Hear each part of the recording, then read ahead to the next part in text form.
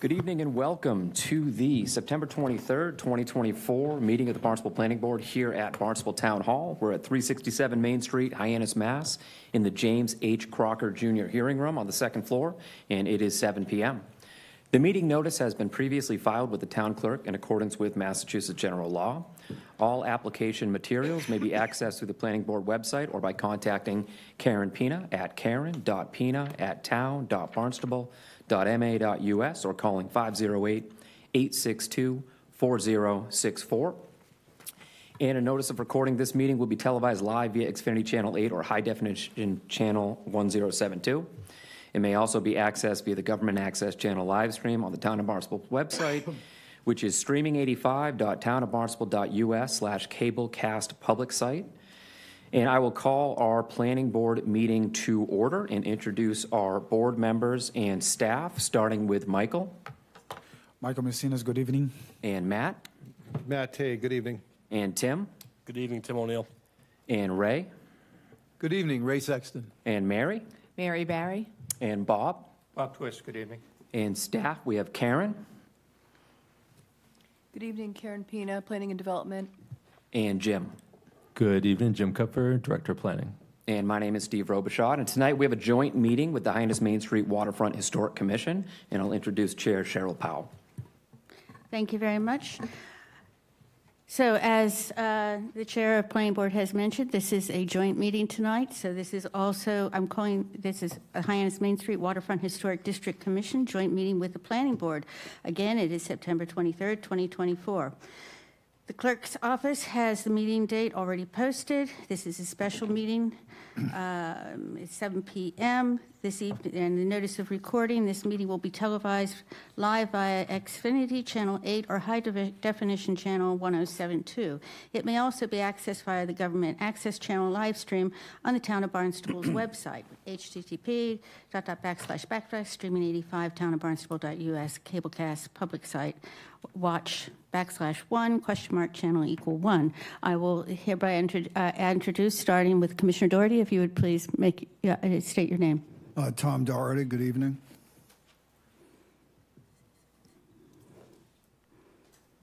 Oh, you just push the button. Laura Cronin. Matt Clark. Good evening, Kevin Matthews. Jack Hay. Put your mic on.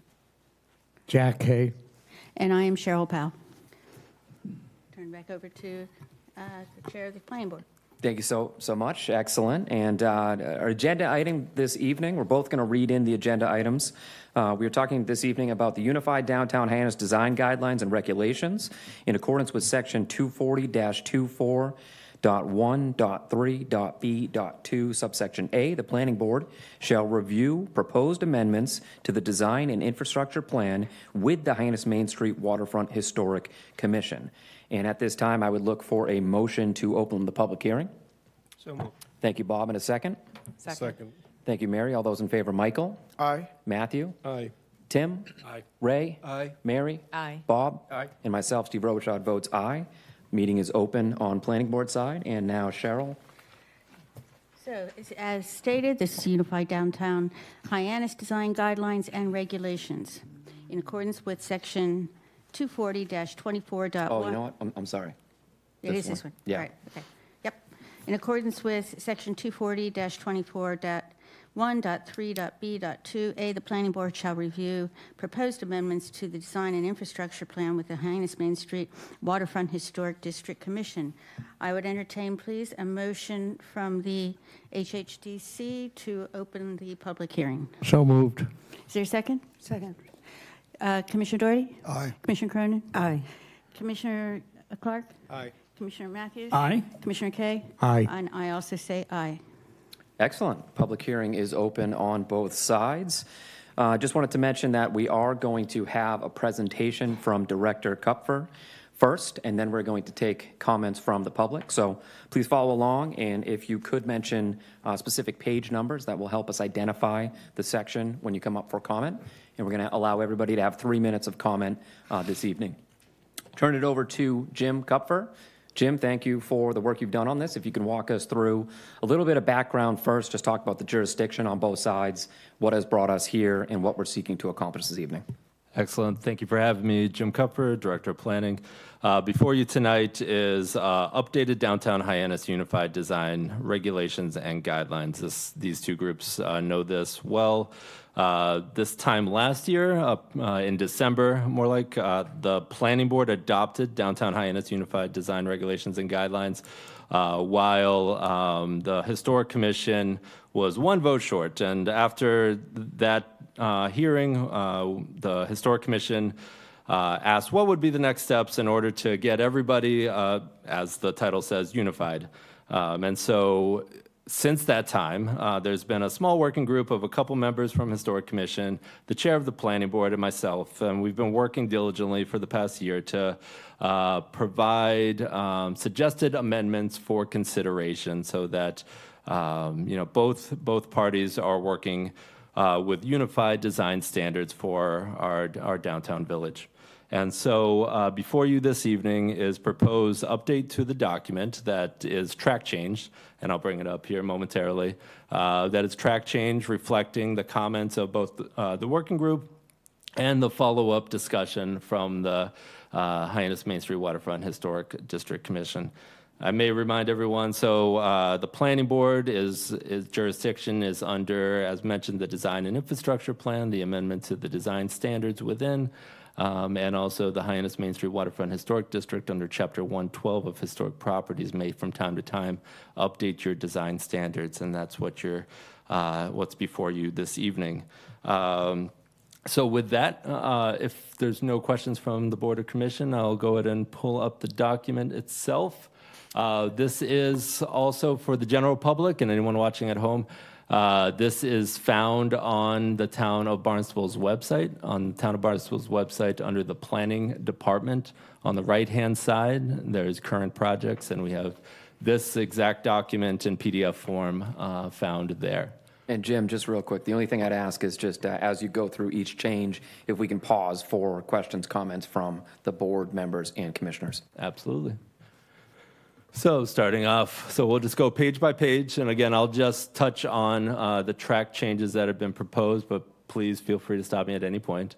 This is the front page, table of contents, which will be updated comprehensively once all changes are made.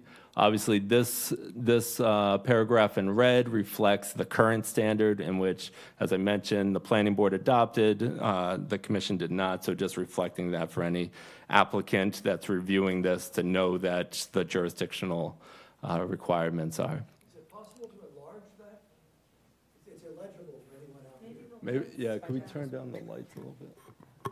Yeah, it's not possible to enlarge it, but we are going to go in detail with all the changes. Yeah, those will be out loud, so. Thank you, Sarah.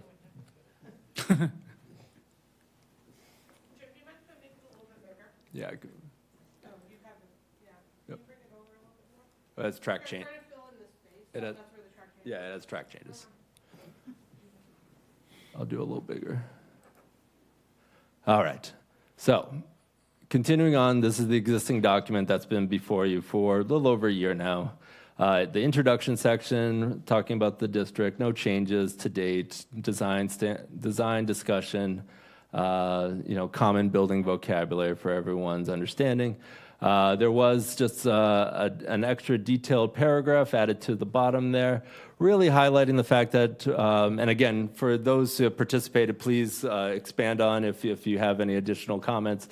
But from the discussion, it was to just highlight the importance of character in our application. So understanding that it's not just the build form itself, but adding, all the character that comes with improvements to the facades. Continuing on through historic significance of the district and the common place and common character. Just jurisdictional review map, just how both parties overlap. It's the growth incentive zone for the planning board and the Hyannis Main Street Waterfront Historic District within that growth incentive zone, obviously overlapping jurisdictions at times.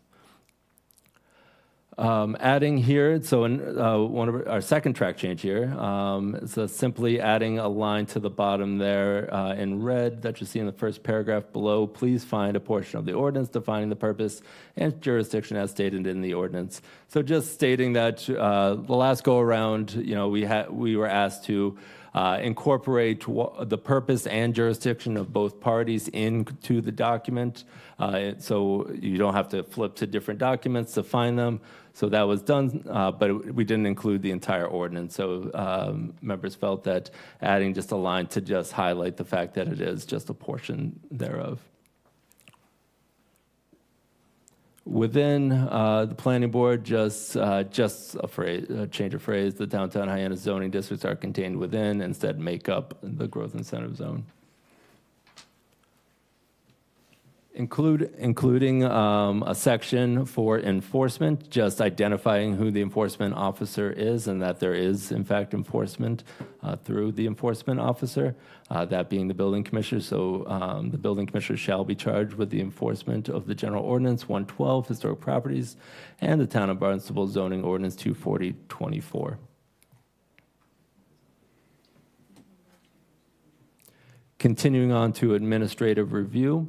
So as was discussed, administrative review does happen from time to time, in that if there is of like-kind materials, size, and color, so it was requested that all administrative review approvals shall be provided to the commission at the next public meeting. No additional approval shall be necessary.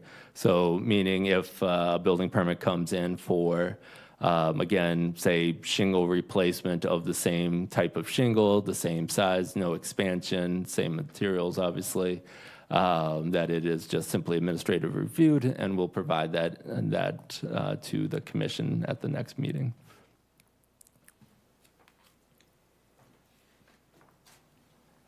Similarly, any application made to the planning board within the Hyannis Main Street Waterfront Historic District, the commission shall be provided notice at the next regularly scheduled meeting.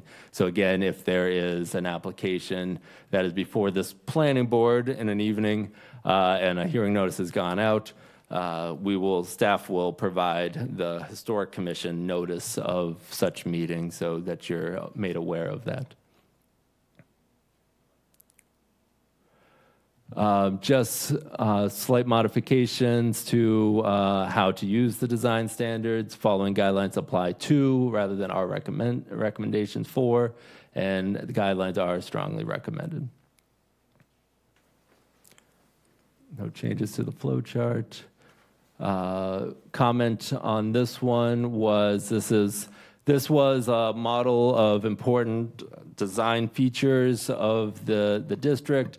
While the features, so commenting from the commission, while the features might be of importance, I believe from the last meeting, this picture may not accurately reflect downtown Hyannis Main Street, so the request was to remove this image. Jim, I'm just going to interject for a moment, if you don't mind. I just want to make the planning board members aware, the commission did have their own meeting to discuss this document, and out of that came some recommendations. So there may be things that we're hearing for the first time based on those recommendations. So if we have any questions or comments that we want to submit to that, I myself have no issue with this image leaving the document.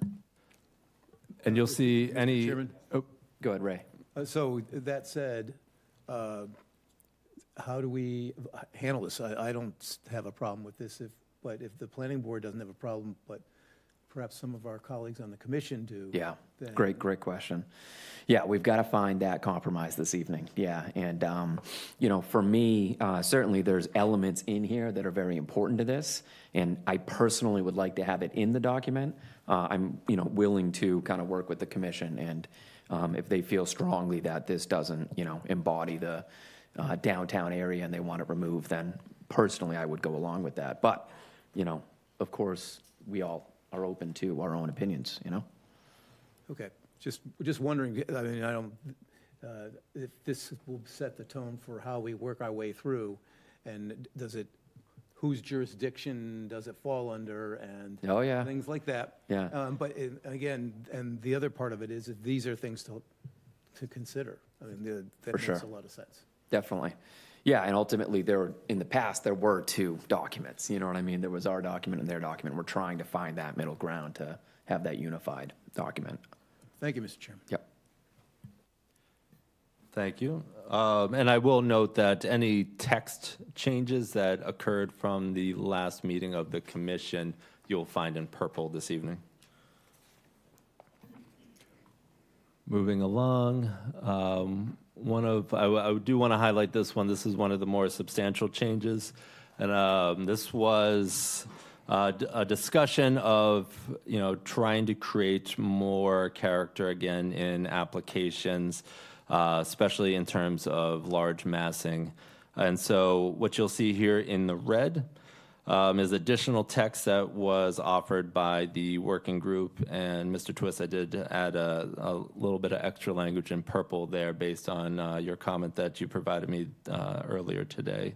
So I'll just read it verbatim, starting with 2, just to the top of 2. Facades shall be no wider than 50 feet without a change in roof shape, height, and a change in material or interruption of the wall plane through such architectural features as balconies, bays, and oriel windows. Now this is new. A building's height shall substantially change over 100 linear feet maximum by reduction or addition of a minimum of 10 feet. Building heights are encouraged to vary more often than 100 linear feet. 100 linear feet is the maximum length prior to height variation. And continuing in section 3, to retain the historic form in the massing of the neighborhood, a building's foundation shall not exceed 175 linear feet in any given direction. Multiple primary structures are encouraged. Now, creating number 4 or replacing number 4, in order to maintain neighborhood historic character, and abutting structures, building height shall be considered when proposing new construction. The proposed height of the elevation directly abutting an existing structure on an abutting property shall not be greater than 15 feet. The moderate height increase shall be maintained for no less than 30 linear feet before an additional increase in height is considered. And then it continues on, and I'll just finish up this paragraph. When appropriate, the strategies outlined above shall be reinforced by complementary contrasting cladding type or color and or different windows, doors, and trim details. The compositional rhythm created by the strategies above shall reflect and continue the cadence and scale of facades on the street. So let's stop for a moment. We can take some comments on this. I'll just start by stating that, the building height in downtown Hyannis has been a topic of conversation. The zoning in many areas allows for 4 stories. We really don't have the jurisdiction to combat the zoning. The zoning is what it is at the moment. But this was something that we talked a lot about in the working group to be able to try and minimize the impact and not have new structures jump immediately from, say, a 1-story to a 4-story or a 1-story to a 3-story. And I thought that this was a really great thing to add to minimize the impact of those taller structures. Anybody want to add anything to that? Cheryl? I'm Tom? fine with that. No? All set? Thank you for asking. Okay, just wanted to add some notes there. Anything here? I do. Ray? I was going to ask Jim to translate that into English. I gave it a shot, but Jim, yeah. Yeah, absolutely. I think the discussion, as the chairman mentioned, was some concerns, I think, from the commission. Again, correct me if I'm wrong. There's some concerns of the commission about continued applications of one linear roof line and how we can begin to create a more character of the massings. And I'll just go to the next picture. While it doesn't reflect, commercial on Main Street, it does reflect, I think, what the commission members were mentioning. Creating different massings that both project and go into our site, and then creating different heights over a period of time. So after a certain length, so we say a maximum of 100 linear feet. So that's still a fairly long structure, but at that point, that is kind of the maximum. That is the maximum in which we're saying then you have to go one direction or the other. And same thing as, this kind of continues that dialogue with the front facade, because we've done the same thing with the front facade, moving it in and out over a stretch of length. So this tries to achieve that height as well, for height as well. So Jim, does that mean, yeah, thanks for going back to that. Yep. So that means 100 feet is the maximum that you could have a frontage at whatever, right now would be 4 stories? Yeah, depending on the location, there is 4 stories in certain locations. And again, it would depend on the location, but yes, it would be a maximum. If you wanted to maximize it, 4 stories, 100 linear feet, then you need to drop it down. And there would be also correspondingly setbacks on the, so basically you would, the higher you go, you have to go back further? Well, that's in the zoning itself. On a fourth story, there's a requirement in the zoning for 8-foot setback. Yes. Already.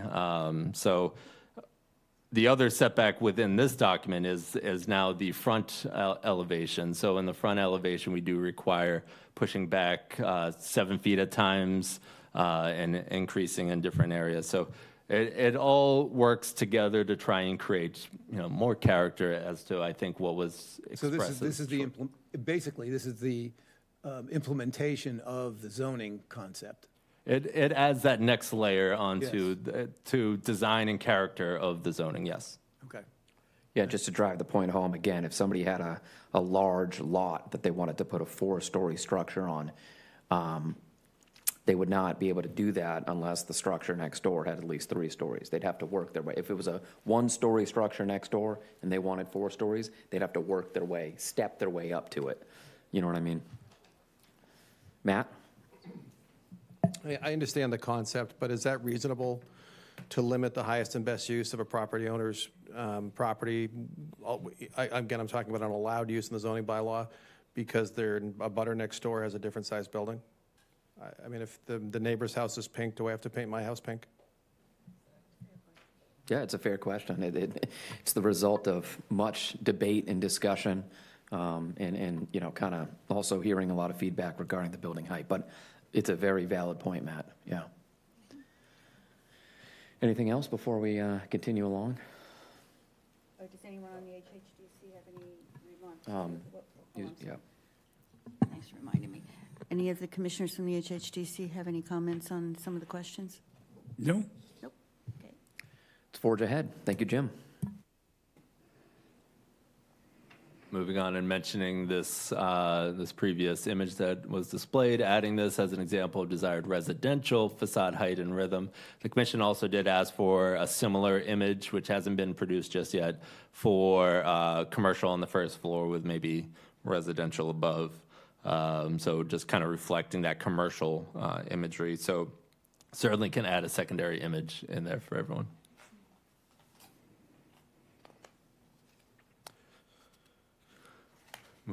Continuing along from the existing, let's see, moving to 26. Oops, sorry. I think we might have skipped one. 1 second. I don't want to skip over any. No, maybe not. All right, moving into colors. Oh, there we go. So this has been kind of back and forth for a little, for some time now, talking about signage specifically.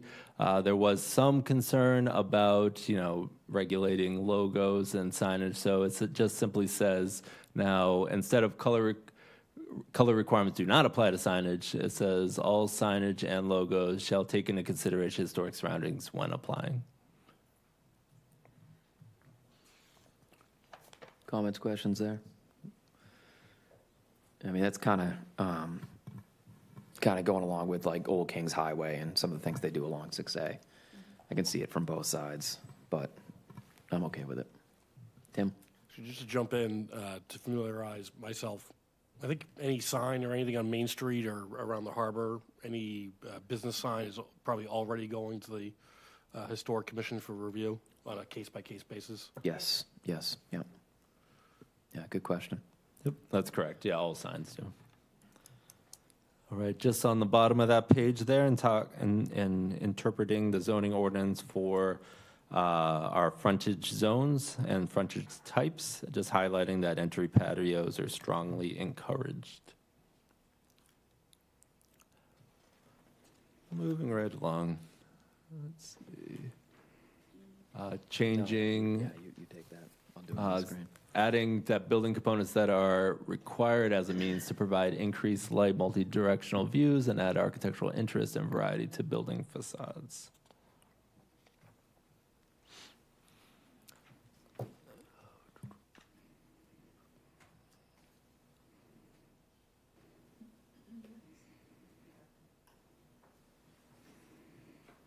That's a false parapet. Sorry, I heard you in the back there. Let's see. So another topic of discussion that's gone around and around for a little bit here, and trying to nail down something positive for solar panels. PV panels shall not negatively impact historic character of the property. Panel skirting is required, so it's something that, you know, again, the commission, I believe, has seen in applications, just requesting or requiring here, but in past requesting that skirting is added all around the panels. It helps blend it with the roof and to kind of mask some of the mechanicals. Further down in the facade treatments, when PVC may be allowed, but gloss finishes are not or are prohibited. That's another one of those recent applications trying to tone down the glossy plastic look.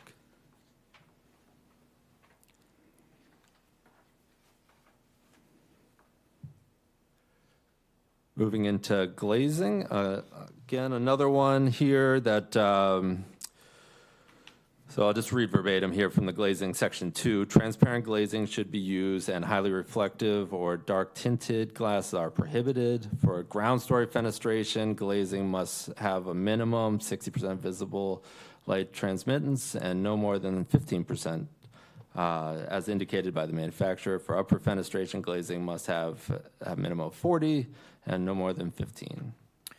And Jim, just break this down for us in more simple terms. Is this just so that say a lower entry level commercial space, you can see into it and it doesn't feel dark and closed? Exactly right. Okay, all right, thank you for that.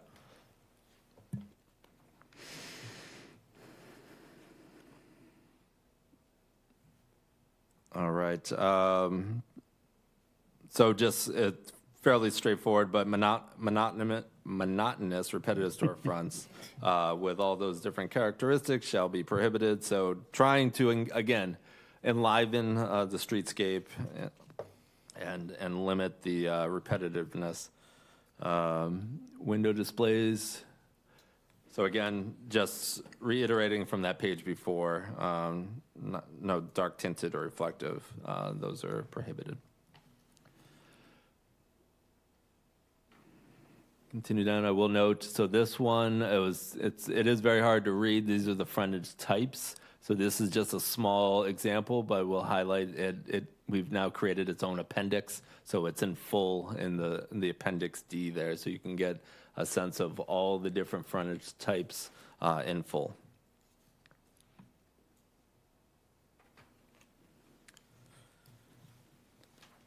So I know the discussion of stucco has been around and around, and simply sentence was added towards the end there. The applicant should consider restoration of the elevation to the original treatment.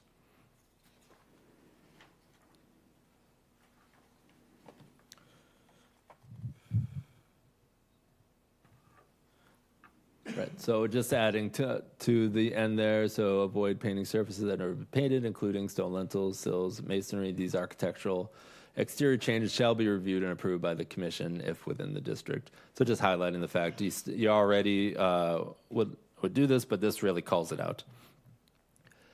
The next in the fenestration, storm windows shall be white unless alternative historic options provided for consideration.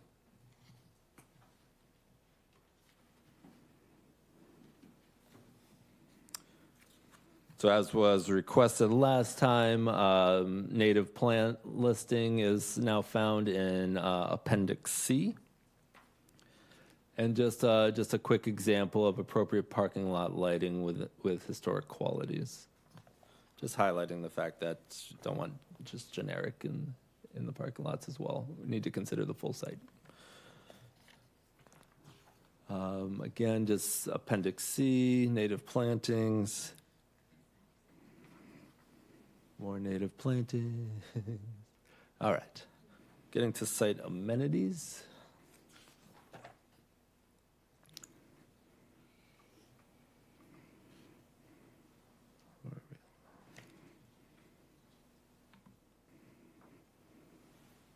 Just a second, sorry.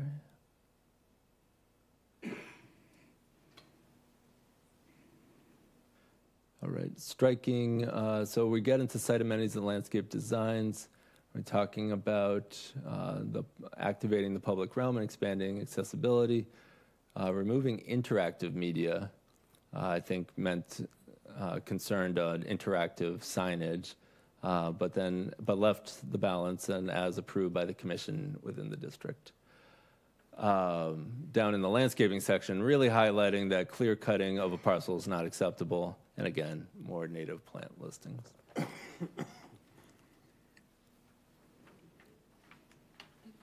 That native plant list is great, by the way. Thank you. Yeah, we had a team of folks with that expertise help us with that. It's great. It's growing, Mr. Chairman? It's huge, yeah. It's Keep watering it. Well done. All right, now under general site and placemaking guidelines, some changes since the last meeting I'd want to highlight. So here, when we're talking about consider and respond to adjacent building entrances, the last line there says, where elevations lack these features, sorry, I'll just read it in full. Consider and respond to adjacent building entrances, unique building forms and or landscape masses. Buildings facing public spaces should be inviting to pedestrian and with entrances, windows, and active uses at the ground floor. Where elevations lack these features, and now striking, where elevations lack these features, such as blank walls and at garages, consider incorporating public art features such as colorful murals to provide pedestrian interest as approved by the commission if in the district. In the next section, under B, striking provide opportunities for interpretation of unique community features such as historic, artistic, or environmental elements. Further down, adding the word who may engage in the community and design process as approved by the commission if in the district. Striking the next section, consider interactive design solutions to enhance the relationship between people and elements of the natural and built environment. And then lastly, adding the language, support and prioritize local community art and artists that emphasize historic and maritime character. Mr. Chairman? Jim, yeah, Jim, just a question on that. The purple, was that previously black, like that has been there? Correct. Since the first draft? Correct. Okay. And, yeah, I'll go to Ray and any other comments that might be there. I mean, my comments on this are from the planning board's standpoint. These guidelines really for us refer to special permits and regulatory agreements. I really don't see a situation where this is going to apply to us. So I'm open to deferring to the commission. On a personal level, I don't like striking this. I think this should be in here on a personal level. But from the planning board standpoint, again, I just don't think that this is something we're going to come across. But open to any comments. Ray? I think you preempted most of what I was going to say, which is good. But the other is an observation, which is, so these are statements of ideals. What I liked previously, instead of saying things are encouraged or whatever, now it's prohibited because that is actionable language. This is sort of nice to have, and as you said, it may not be in our purview. So if folks there prefer it, I would defer to them. But I'm not quite sure what the usefulness of this is, other than sort of saying this is a nice thing to have, as opposed to earlier, either if you do this, if you try to do this, it's prohibited. Yeah, yeah. Well said. Mary, did you have something you wanted to add? No? Anybody else? Oh, sorry, on this side? Well said. Okay. I'll just clarify on that.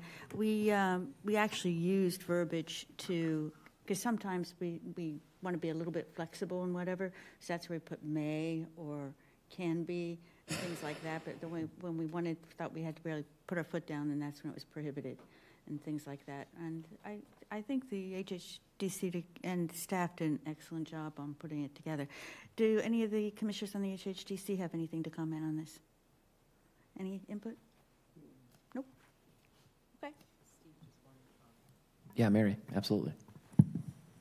I think it's important because it actually says guidelines, right? That's the point. Guidelines, everything else are regulations. Is that clear? So the idea is that if somebody comes in and doesn't have a good sense of what needs to be built or what the guidelines would be, what the town is looking for, they would use this. Okay. Yeah. Thank you. Yeah. Good clarification there. Okay, Jim. Continuing on, some slight changes to the third section regarding bike racks. The request was to remove the word playful, add historic, and as approved by the commission. The request was to remove this image here and this image on the next page. Following that, much of the sign regulations and guidelines have been added. It's a little washed out here, but a lot of imagery and directive language has been added since the last meeting. We, again, based on the discussions at the last hearing last year, we've engaged with Util Architecture to help us add some imagery of different areas, so like a Main Street area, an Ocean Street area. Again, adding not too much in terms of text, though we have it here, handwritten signs and displays, so those are prohibited, the generic handwriting. And then open signs when applicable business is not open. So taking down your open sign when you're closed.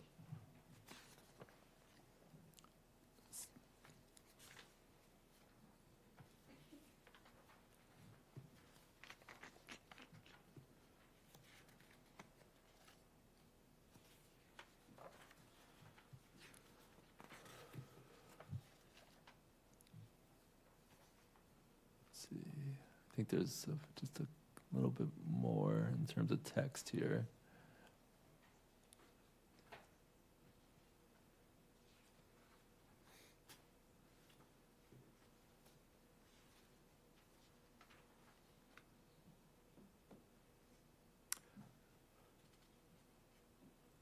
Adding the for trade flags, this is already a requirement, in the zoning, but just this was in the old supplemental guidelines, so it was a good catch to incorporate that back in.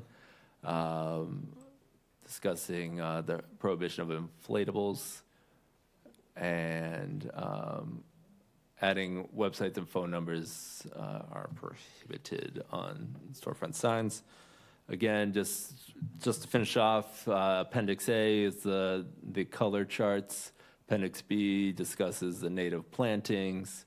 Appendix C is the sign design checklist. Again, doesn't really apply to planning board, but something that the commission gets quite often, and this kind of helps an applicant through that process. Appendix D talks about the different frontage types, adding the legend there so that we know what these refer to, and just going down all the different frontage types by zoning district. Mr. Chairman? Yes, Ray. Isn't Appendix C called out for the plant list? And it's B here, I think. Yep. Yeah, so all appendix, all figures, all table of contents will all be updated. This is what happens when we I just want to make sure manipulate that a was document test by to see if committee. we're paying attention. Well done, Ray. The details, man. Well done. These appendixes are great, though. This is great to have this detail in there. Anything else, Jim?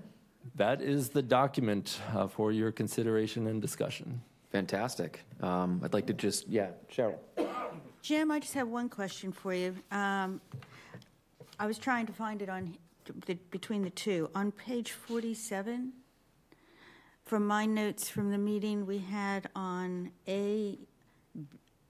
Part A and then B on Part A, the ground floor, then we took out the rest of that.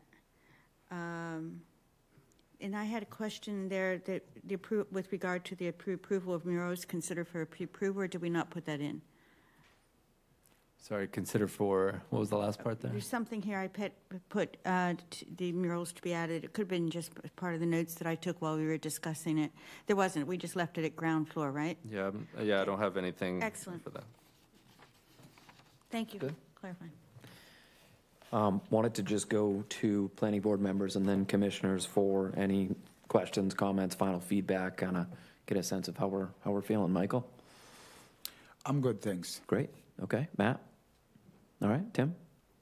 I just want to clarify one change. I don't know if you mentioned it, Jim, but I'm looking at, it's page 26, which I think is, let me scroll up here, section 2, building design guidelines.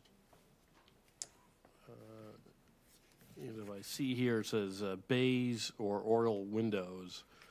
Bays or oriel windows are building components that are, and then encouraged has been crossed out, and required as a means to provide increased light, multi-directional views, and add architectural interest.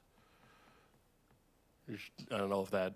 Sorry, hopefully I'm not making everyone dizzy at home or... That's another good question. Yeah, so in the zoning, it does require building components, not necessarily just bays and oriel windows, but building components to be added to the facade. So I think that's why, rather than giving the sense that building components wouldn't be required, that's the language was suggested to be changed. Oh, so it's referring to bays or oriel windows that are added because they were required as a part of the zoning side of it, the massing of the building. Exactly, and It's so not this requiring you to install a bay window or exactly right. Yep. got it. Okay. We were trying very hard so that there wasn't all this difference between the requirements of the various different boards, so it promoted consistency. Thank you, Tim. Good question. Tim, anything else? Good? Ray? I'm good. Okay. Mary? All set. Great. Bob? I have a couple questions, and they're really more procedural, Mr. Chair, than anything else.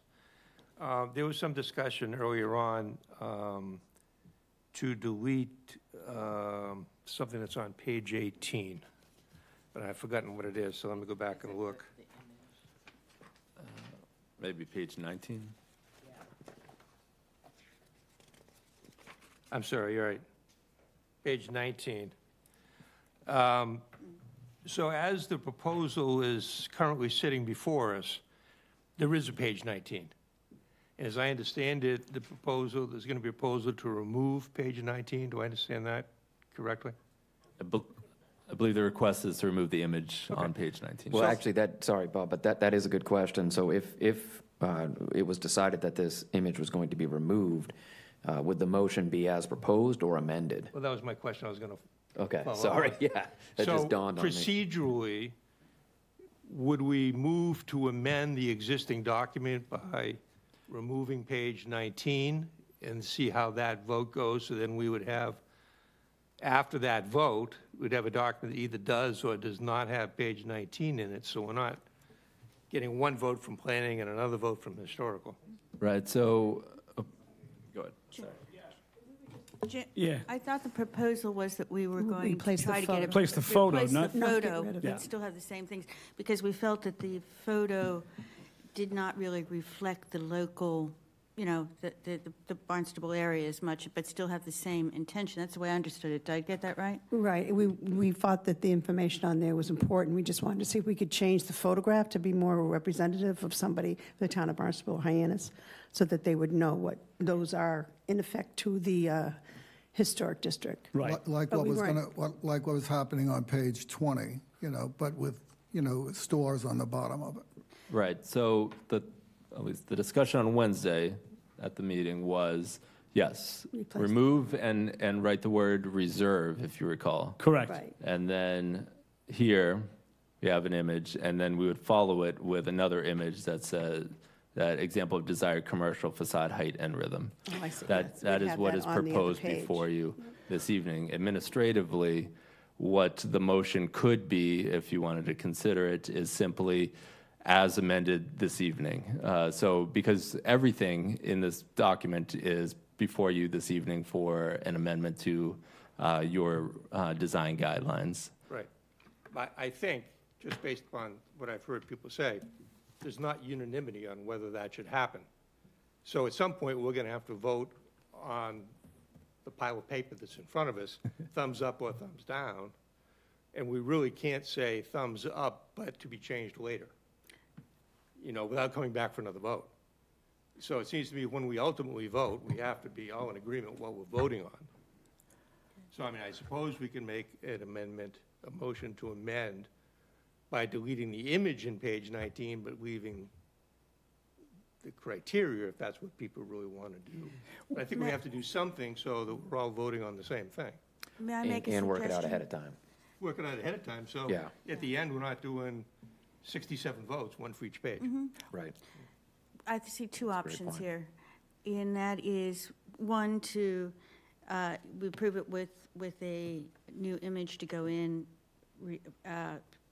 saying the same thing, but to have it more Cape Cod type of image that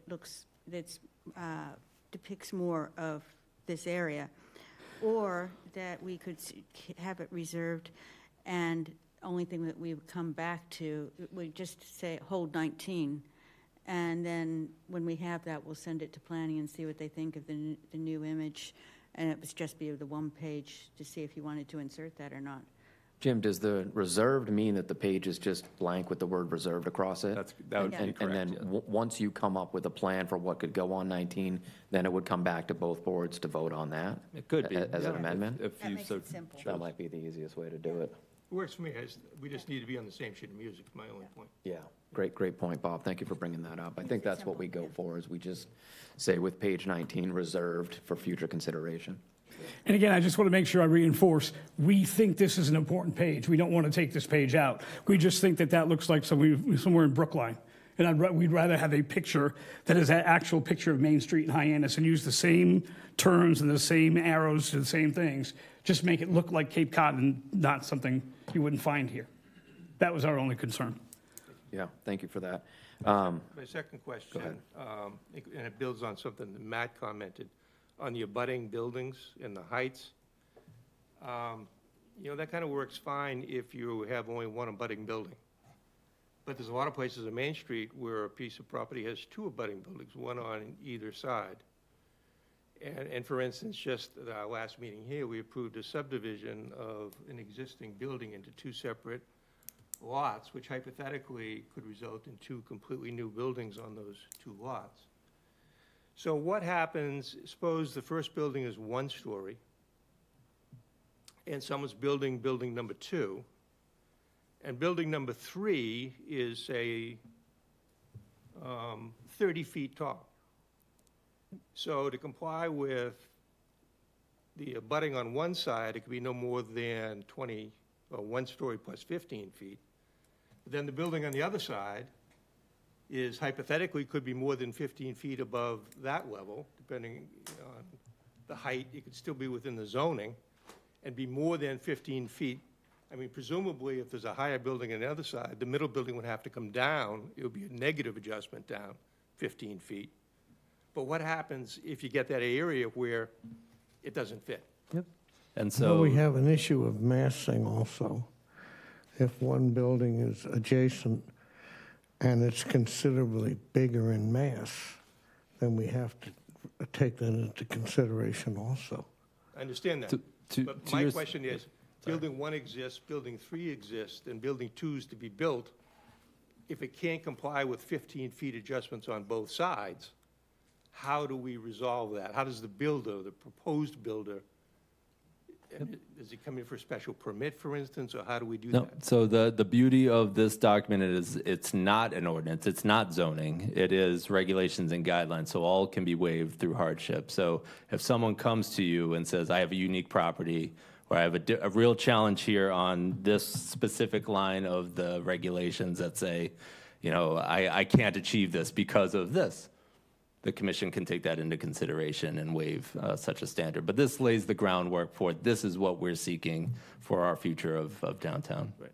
I take it then from that comment, in that scenario, it would in fact require an action by the Historical Commission. That's correct. Although not necessarily an action by Right. the planning board. That's correct. Yeah. And my third question is on pages 48 and 49, there's some pictures of some bike racks. Did I hear that the proposal was to remove the pictures? That's correct. And, But not all. right. So again, going back to my first comment, I think we just need to be sure of what we're voting on. Or we'll be voting on every swinging picture in here. Right. So I mean, either they're in or they're out. I mean, how do we resolve that? So the proposal before you is to remove them. Why? Those two. If there is, so my recommendation is before you close this hearing, each individual, if they have concerns and think they want to vote in favor of it, raise those concerns to the group here tonight. So for instance, if Bob, you had a love for figure 25 and really wanted that bike rack in there, I would before you close that hearing, I would say, hey, I'm close to saying yes to this, but I really like this image and I want to keep it in there. I'll tell you now, I'm going to go either way. You know? Bike racks in, bike racks out, I'm good either way. Yeah, so Thank you, Mr. Chair. those are great questions, Bob. Thank you for that. Yeah, so figure 25, and then on the next page, I'm guessing figure 26, what's before us has those as being removed. So if someone were to make a motion as proposed, that's with those removed. But we do need to speak to page 19, which would simply be page 19 reserved for future consideration. Can you pull up page 21 real quick? I'm just wondering, because an additional photo is desired for page 21, should we be taking the same action on page 21 and reserve page 21 for future consideration until both photos are on there? I think with the page above as a reserve, we can format it to make it work. I don't think you necessarily need to. You can though if you'd like to add a page in there and say we want to reserve it because we want to not impact certain formats or something. It's neither here nor there. So what I have so far that to go into a motion after we're done with everything else, of course, is, because I'm always trying to keep a list, is to remove the photos on number 25 and number 26, and also the page 19 reserved as per the discussion. And on the page 21, I have that the other thing, if and when we get to a motion, would be additional photo in there. Possibility. So no need, unless you so choose. Your motion this evening, once all is exhausted, and if you do close the hearing, would simply be to amend the design guidelines per Chapter 112 of Historic Properties for Article 3, Hyannis Main Street Waterfront Historic, as proposed and amended this evening. And that captures all the track changes that have been proposed and anything further that you so choose to change this evening. What I'd also like to point out is what we've also agreed is to try to meet every 3 to 4 months to see if there's other things, so that because this will be constantly tweaked as new things come up, what's really working well. Oh, we could have always added that, as well. So Yeah. more appendices perhaps, but so it stays living, so to speak. It's a great comment. The discussion that we're having about this photograph is strictly, it's residential. And a lot of Main Street has first floor commercial. And we just need to be sure that we're clear to all new folks coming in that we like both options. That's all. Okay. And again, Jim, you're stating that we can simply say, as proposed and amended this evening, and we're good. Oh, absolutely. We don't have to shout out that 19 is reserved, or, yeah, got it. Beautiful, okay. Thank you, Planning Board, for comments, feedback. Cheryl, if you want to get feedback from the commissioners? Any more feedback from HDC? Yeah, I'm good. Any more? Nope. Sounds like we're good. We kind of hashed this out last week. Excellent, I love it. So we're now going to turn to the public. Again, as I mentioned earlier, each member of the public will have 3 minutes to speak. Jim, if you don't mind kind of keeping your hand on the mouse, if people reference page numbers or sections, we can pull those sections up and we can all look at it. So again, any members of the public who would like to speak, please come forward to the podium. Do you know if we have a sign-up sheet? There is. Okay, beautiful. If you don't mind just signing in and stating your name for the record, we will accept public comment at this time.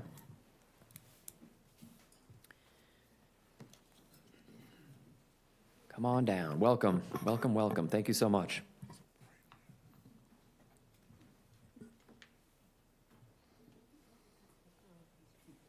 Good evening. Thank you for organizing this great meeting, everybody coming together to make our town. If you could state your name, please. Oh, I'm so sorry. Roberta Mock, 80 Greenwood Avenue, Hyannis. My comment this evening is on the 94 Stevens Street LLC demolition of a church, and I'm concerned about the history of that area. I did a walk around. There's a lot of holly, I think it's black hollyberry trees. They're not small. And bluebirds winter on black hollyberries. I hate to see these beautiful trees that support the endangered birds of Cape Cod, which is part of why people come here, just destroyed. The 200-year-old trees that's down, I forget the name of the hotel, where they want to put apartments. I think that we need to be very careful about removing 200-year-old trees that support the endangered species that people come to Cape Cod to see. So I feel, I've seen Betty Lubke say the same thing, that zoning needs to be rescinded and reviewed in many instances to protect the character, not just the facade, but the character of our Hyannis Village. That particular church, I had heard, was one of the first Christian Scientist churches, branches of the church that started in Cotuit back in before the 1900s, and part of that church was moved by oxen from Cotuit to Hyannis, and that's historical. I want to make sure that demolition doesn't happen without respect for our history of our town. Basically, I could say more, but also the history of our waterfront. I like to see the commercial fishermen that have been lost. Actually, I have a family member that was lost at sea out in Provincetown. My uncle wrote a book about that, loss of his father. And I'd like to see more memorials done for our commercial fishermen and the history of our waterfront. Thank you very much. Thank you so much. Very much appreciate your comments.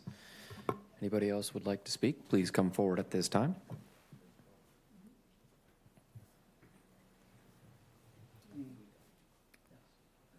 Welcome, welcome. Thank you. Just state your name for the record. Yes. Hold on, I'm very short. Can you hear me okay? Okay. Yes, thank you. My name is Anastasia Pacella, and my name has a lot of letters, so please wait for my time. Okay, So I want to thank Jim, the planning department, and all of you commissioners for your very careful and thorough work updating the guidelines for Hyannis. I especially appreciate the forward-thinking components that encourage the walkability and environmental sustainability of our downtown. And then as a community member, parent, artist, educator, and arts administrator, also really appreciated the openness for public art that was in the draft that I'd read a week and a half ago, and other creative elements in the public realm. Public art can educate folks about historical events, welcome and engage passersby, provide inspiration, and more. The architecture and design of a space or a community is one of the first ways we begin to get a sense of the values of that community. Regarding architecture, there are buildings dating from 1800 to the 1990s and newer in this historic district, which is something I actually really love about Main Street. It's intergenerational.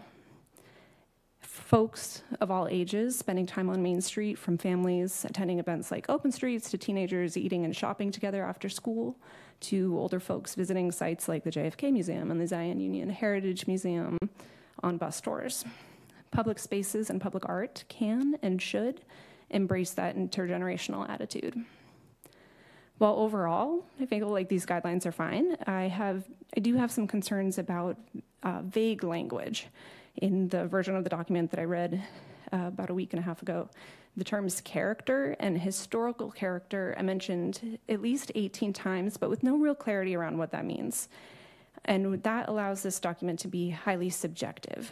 I especially want to highlight page 47, heading 7B-D, which states, support and prioritize local community art and artists that emphasize historic and maritime character. I would like to add to this section language that indicates that Hyannis has been Cape Cod's most diverse community since the late 19th century to this present day. Public art in the district as a whole should reflect the history and cultures of the district. Following the lead of historic New England, if stories and perspectives are not currently reflected by existing public art, it is appropriate for new artworks to address these. Examples could include the industrial importance of downtown Hyannis, like the False Pearl Factory on Pearl Street, the contributions of Cape Verdean immigrants, indigenous perspectives, and et cetera. If we're going to be preserving the history of Hyannis, these guidelines need to show a clear and explicit commitment to preserve the full history. Thank you. Thank you very much. Great comments. Appreciate that.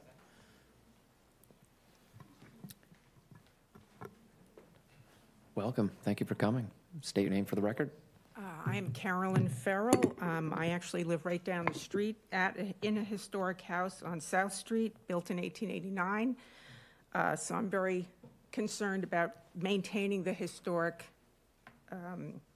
clarity of the town. I also wanted to thank the town for instituting the Greening Hyannis program, which we have 2 separate properties that were approved for new trees, which we think are fantastic. So there are so many things that we love about living in Massachusetts and Hyannis. I am also on the Mid-Cape Cultural Council. I'm serving my third year term. And as an entity that distributes state funds to different groups, we strive to give grants to a wide range of people who will bring art, science, and the humanities to our Barnstable population. My comment is same as Anastasia, a little not quite as specific, just on public art, that I do think the town should have an oversight in public art. I think that's appropriate as part of the overall work of the committee. But I love the public art that we have now. We have Jackie Reeves doing fantastic murals at the harbor and at Bradford's Hardware. And we have the graffiti wall on the public library, which I absolutely love and think it is a great expression for kids to go and be constructive and crazy and do kid things. I just would urge the committee to strive to represent a wide cross-section of Cape Cod history, as there are many interesting civic, historic things that are going on, that have gone on in Cape Cod, as well as our nautical history. Thank you. Thank you very much. Well said, great comments. Welcome, welcome. Thank you for coming. Good evening. Sorry, I'm slow. You're fine. State your name for the record. My name's Lawrence Brown. I've been teaching at Cape Cod Academy for 34 years. I'm still teaching at the college. And I've lived in Hyannis for a long, long time. Recently moved to Centerville, but I'm a trustee for the Hyannis Public Library. As a teacher, first, too, I'd like to support the art wall at the library. First of all, if you're being historic, one of the first evidence of human habitation historically is the presence of art on walls. It's something fundamentally human. It's something we've always done. And from that point of view, it may not be Cape Cod historic, but it's historic first. Second, I'm a columnist for the Cape Cod Times. I've been writing for them since Ronald Reagan was president, which is 38 years now.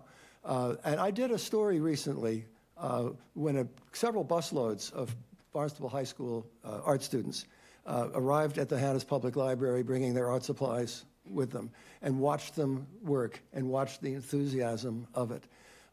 I think this one of the things that you want, especially for a modern library, and a modern library is not a museum full of books. It's a living entity engaging the community here. If we want to see our young people engaged in good things, then we shouldn't legislate those things out of possibility.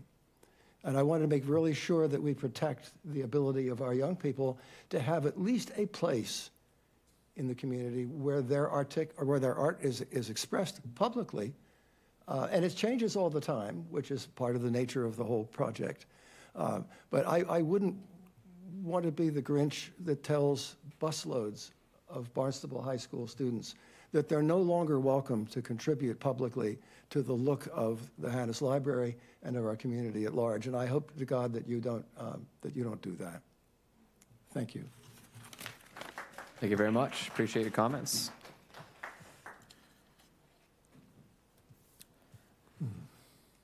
Welcome, welcome. Thanks for coming. Just state your name for the record. My name is Mary George. And who are you with? Yeah. Mrs. Paloma. Very well behaved. Haven't heard a peep. Newest community arts administrator. I am the co-executive director of a community arts nonprofit right here on Main Street called The Cordial Eye. And I want to echo a lot of the really eloquent sentiments that were expressed by some of my fellow community members around the historical importance of, diverse considerations around public art, the impacts that it has on the well-being of community members. I think when folks don't feel themselves represented within the design of their community, there are really, really serious mental health impacts that come down the line from that. And at our organization, we work with artists on a daily basis who are experiencing really hard stuff from a long line of decisions that have made them feel that they don't belong here in this community. So I think there's, historical importance, there's artistic importance, there's, social, emotional importance in our community around diverse public art. But I also wanted to point out an economic kind of standpoint, which, in my work, I spent a lot of time raising money from local, regional, national foundations to invest in our artistic community here.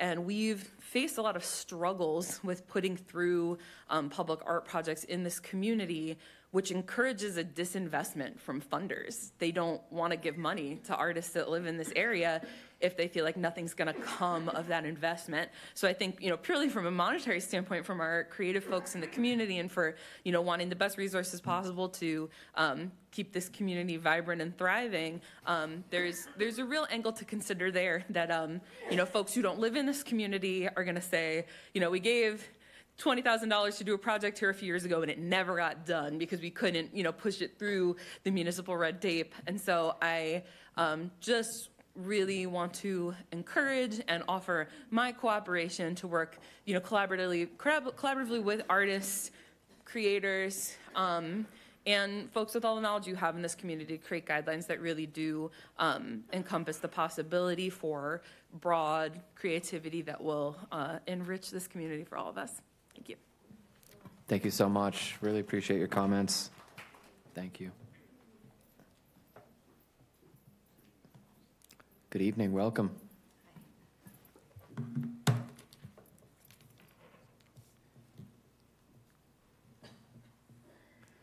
State your name for the record. I'm Antonia Stevens, and I'm the director of the Hyannis Public Library. And I would just like to say, as a representative of an institution that spans probably 3 centuries, I have my nice maritime historic section at the front, and I go all the way back to modern, contemporary, community engaging institution.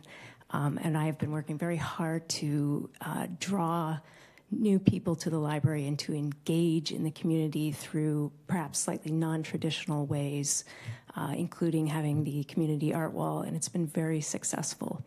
And I feel a little bit constrained because of where I sit in this historic district, but because of what I do and who I'm trying to attract, that some of the language that's in this particular section may have an effect on the kinds of things that I might be able to do for my patrons and my visitors. And I also just want to point out that public art isn't just art for the public, but it is also art by the public, and sometimes that has a very spontaneous nature, and that can be beneficial. Thank you. Great. Thank you so much. Appreciate your comments.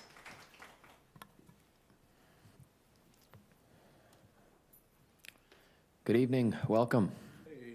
Just state your name for the record. Thank you. Sure. I'm Craig Florence. Just a moment.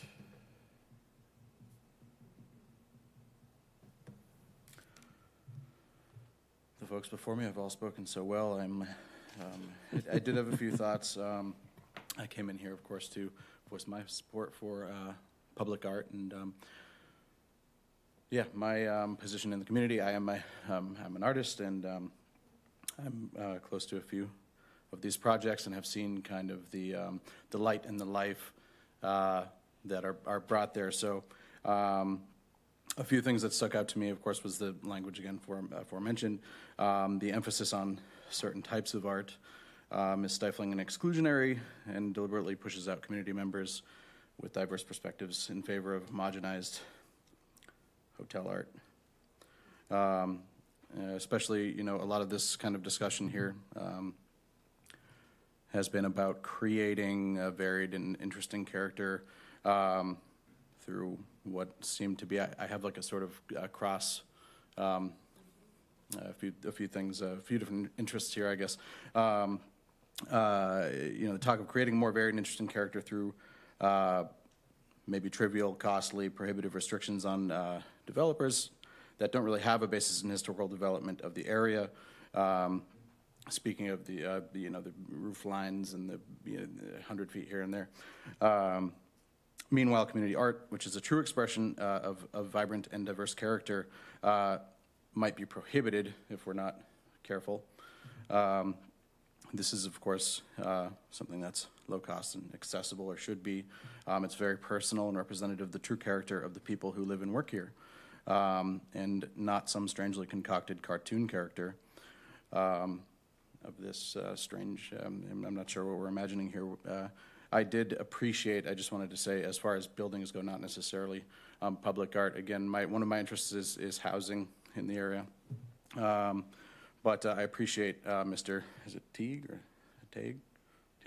And Mr. Twiss, kind of questioning some of the practical purposes of some of these changes, particularly, again, in a time when many in the community believe that we should be thinking about different or prioritizing solutions for our incredible housing crisis, and maybe not making things like too much more difficult. Yeah, anyway, I do want to thank you all, and thank you for listening to me. Great. Thank you so much. Well done. Appreciate your comments.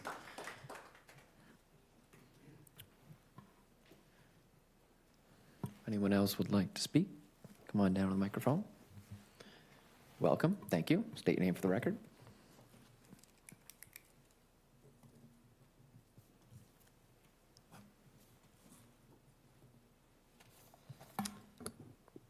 Hi, good evening. My name is Desiree Filkins, and I would just like to read this, please.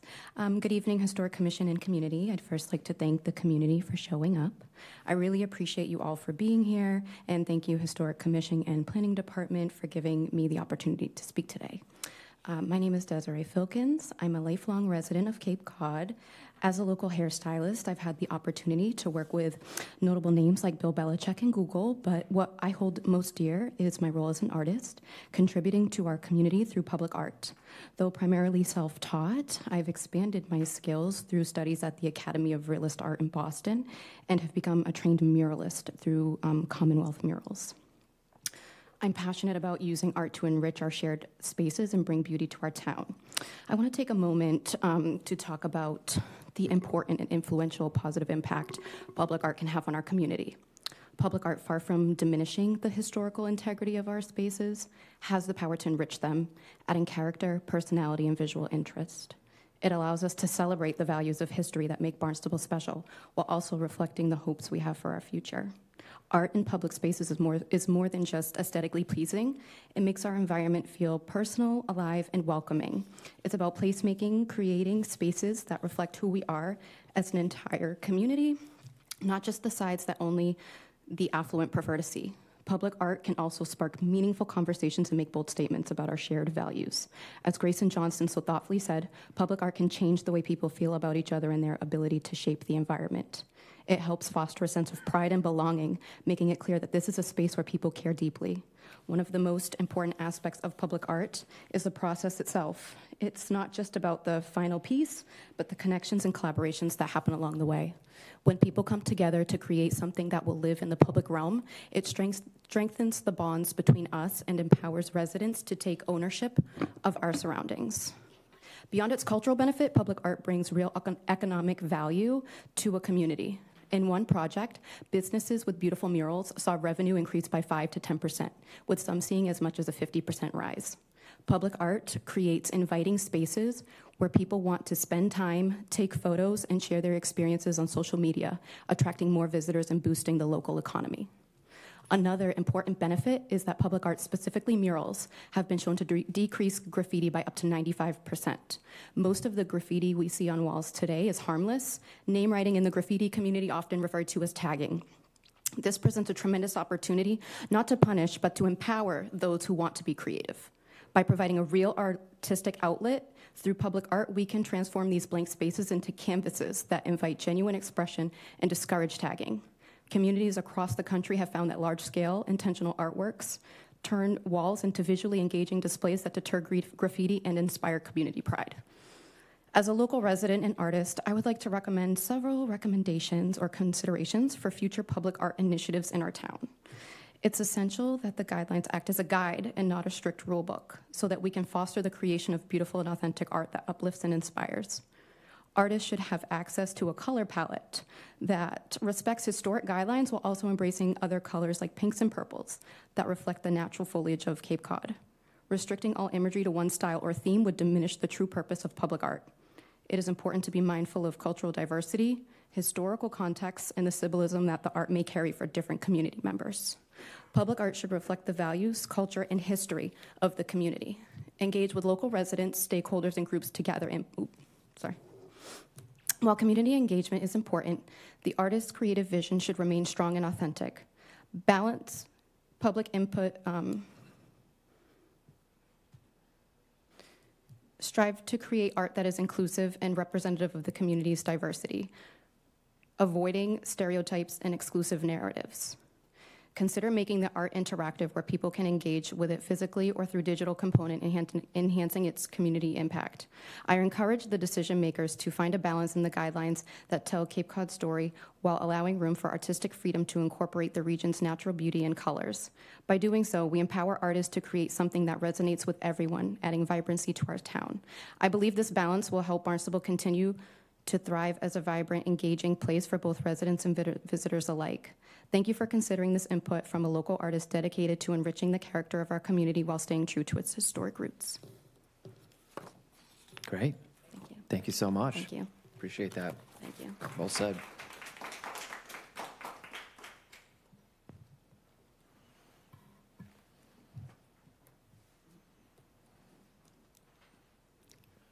Welcome. Thank you. Just state your name for the record.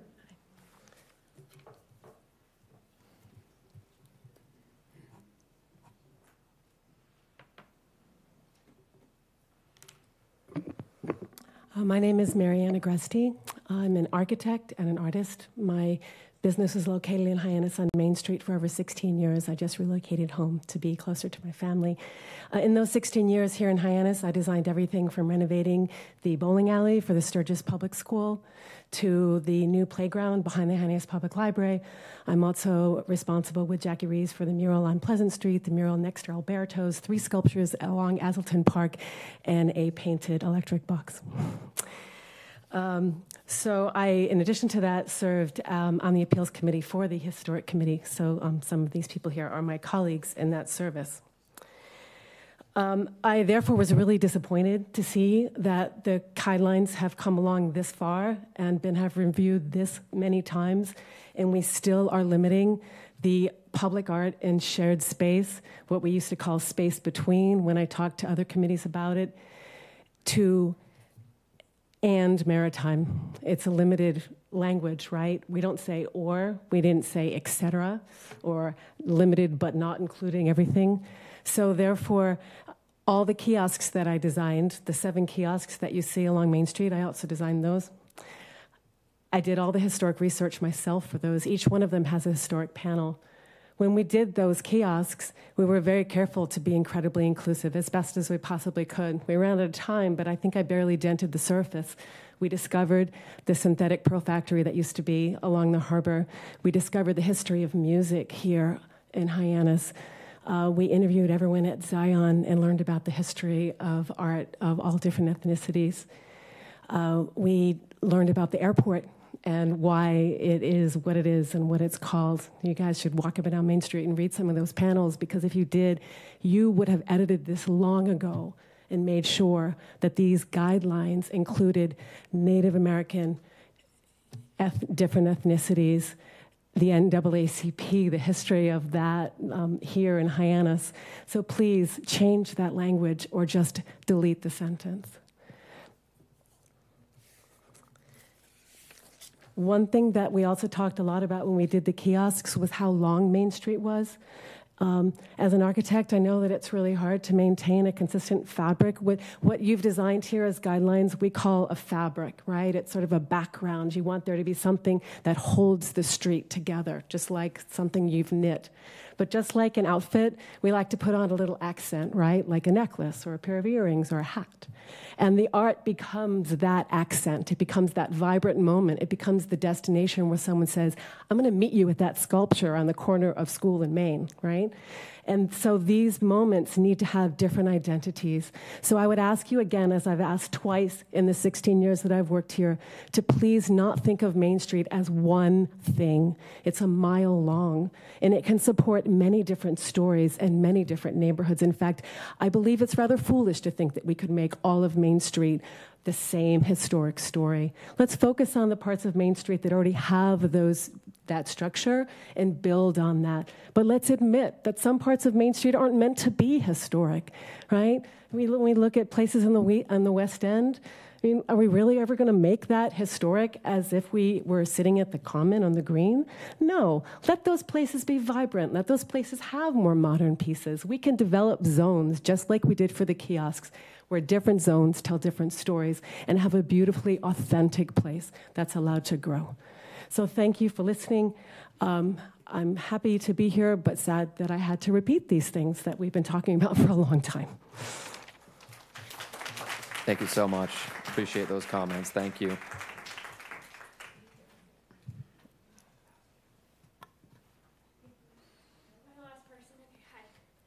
Hello, welcome. Hey, take your time. Catch your breath.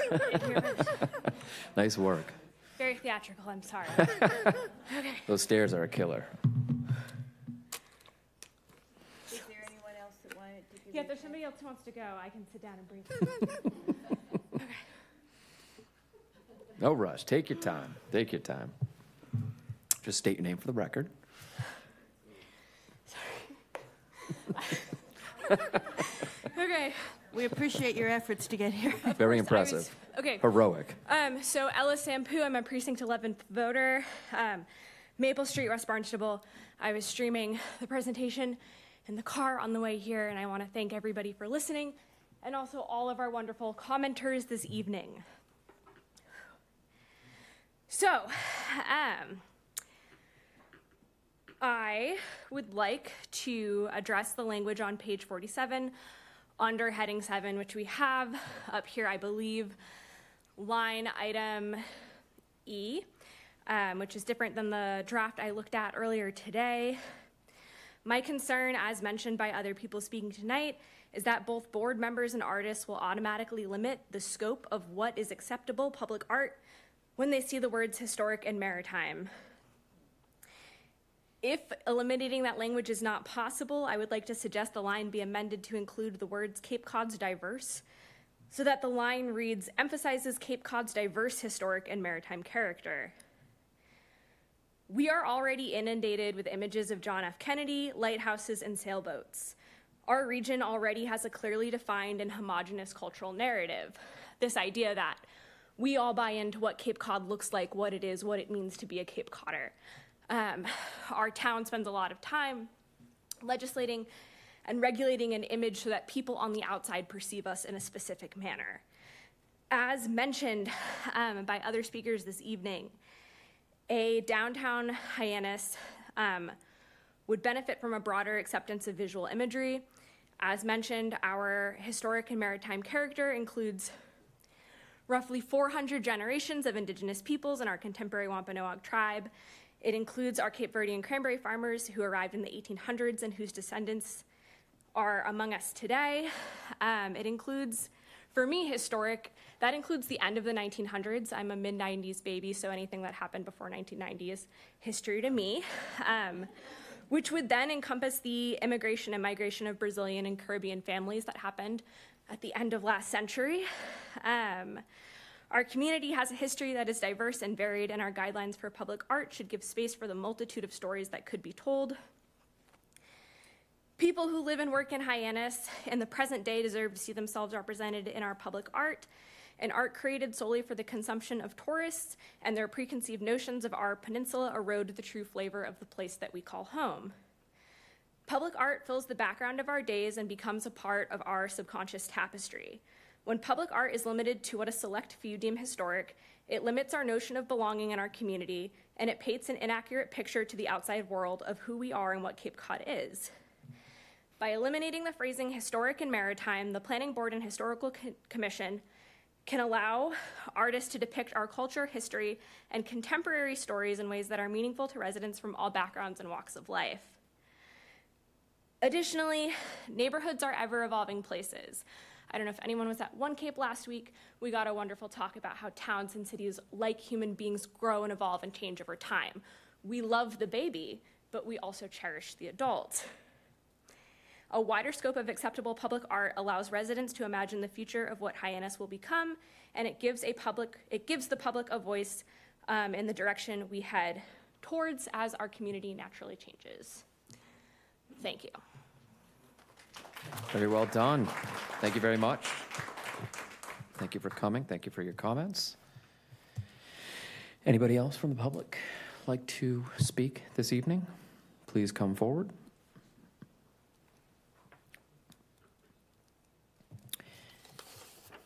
Okay, seeing none, is anybody on the planning board side opposed to closing the public hearing? Mr. Chairman? Yes. If appropriate, I'd like to respond to some of the comments. Yeah, definitely going to look for a response from public comment. Would you like to close the public hearing now, or we can respond and do that after? I think, why don't we wait? Okay, yeah, that sounds great. Go ahead.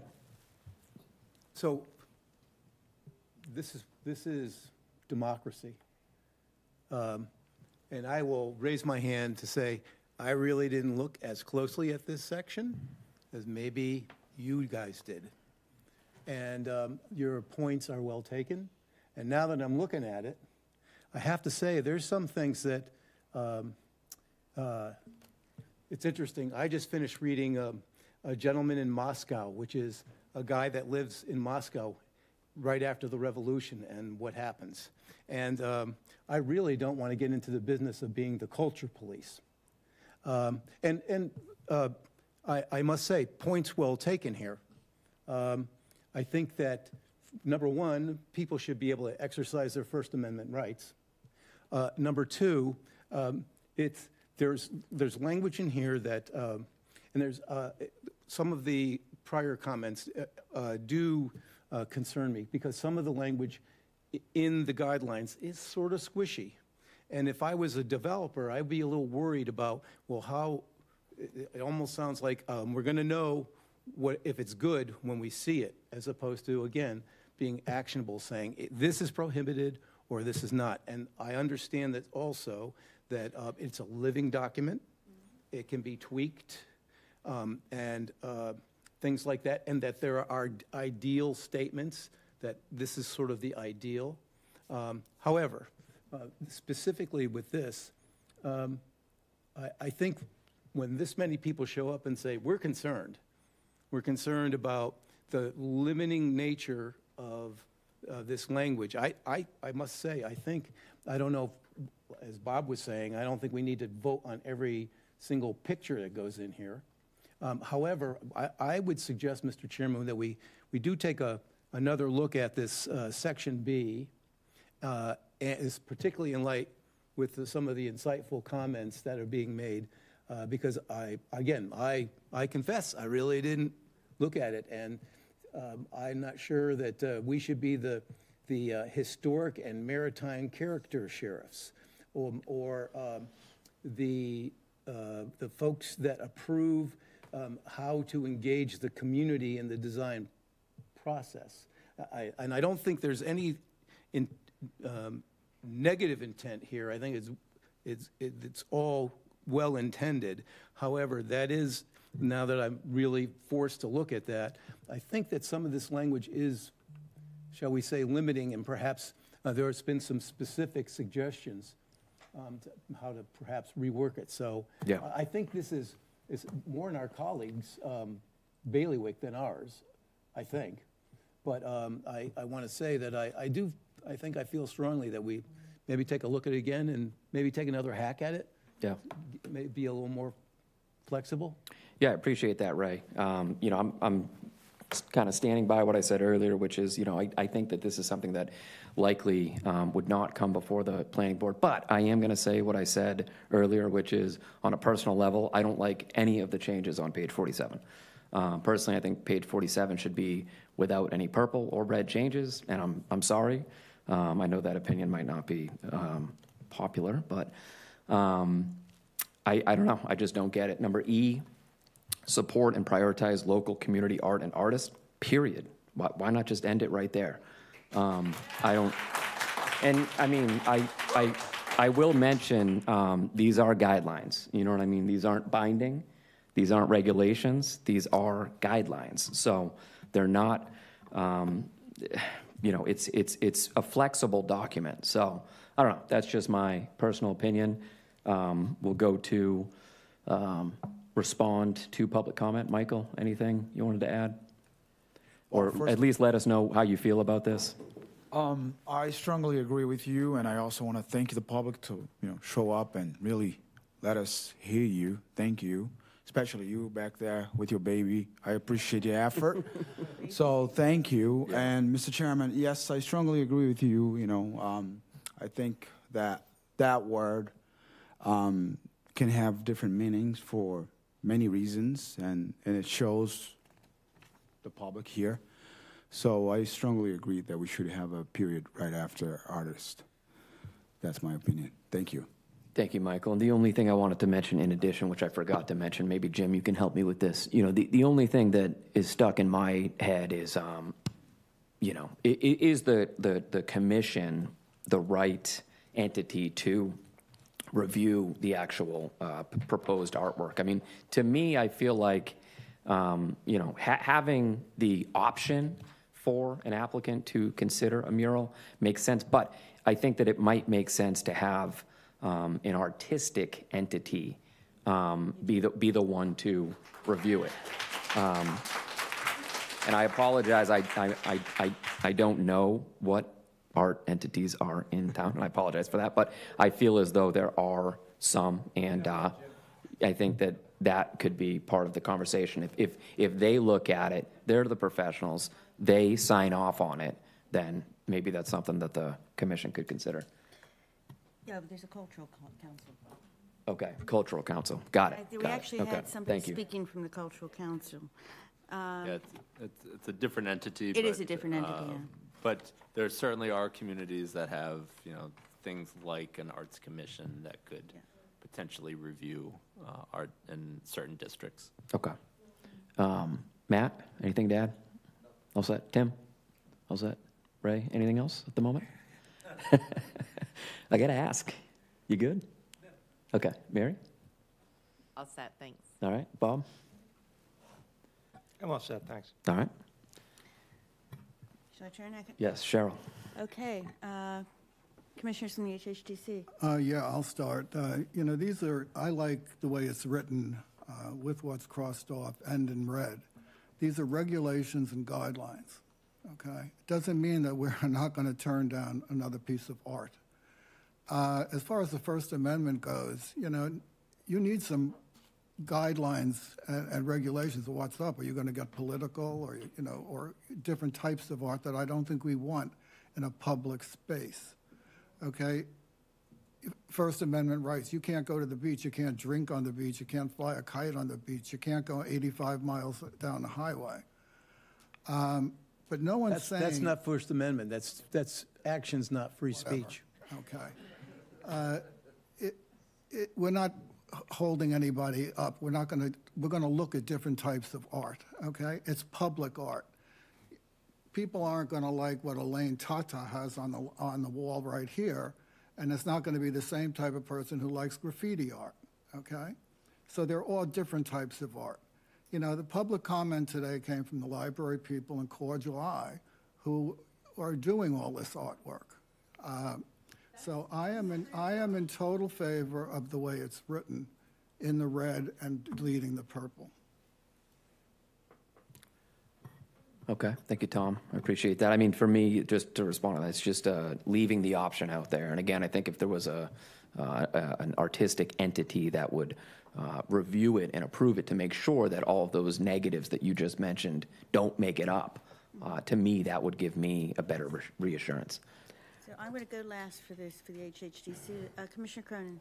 Yes, Laura Cronin. And again, I would agree with Commissioner Doherty in the way it's written.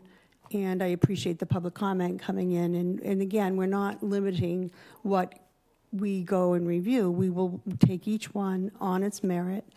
But I think you have to understand, too, that we are the Historic Commission.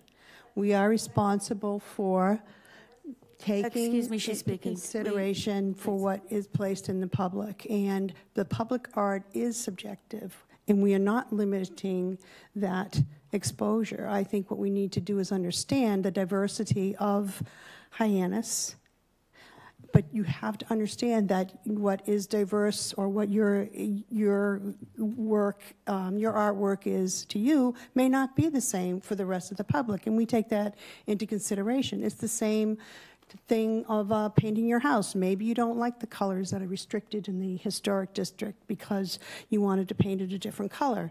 But those are the things that we're trying to preserve. We are trying to preserve Hyannis and in the public, what the public has to be able to experience in this town and in this village.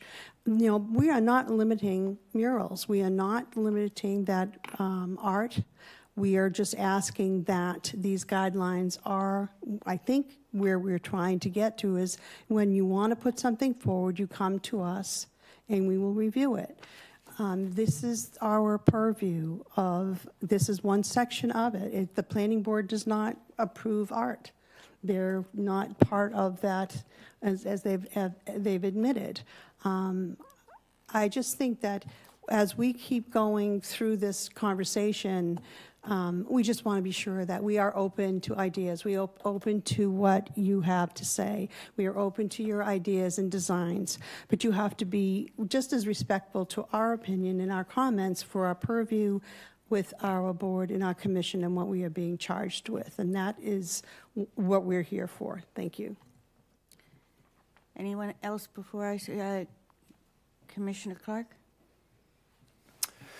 I would just like to thank the fellow commission members for all the time that they have put in on these amendments and the thought that's gone toward it, and support their work to date. I'll yield the rest of my time so members of the planning board can make more personal comments that don't count but are on video and actually influencing the proceedings. Thank you. These guidelines do apply to the planning board, just so you know. For special permits and regulatory agreements, this is what we'll follow. So, thanks. And I apologize to the planning board. Commissioner Matthews. So, first of all, let's all try to work together. We all want the same thing. We want a Main Street area that is inviting not only to the tourists to come here, but invite them and welcoming and comfortable to the people who live here.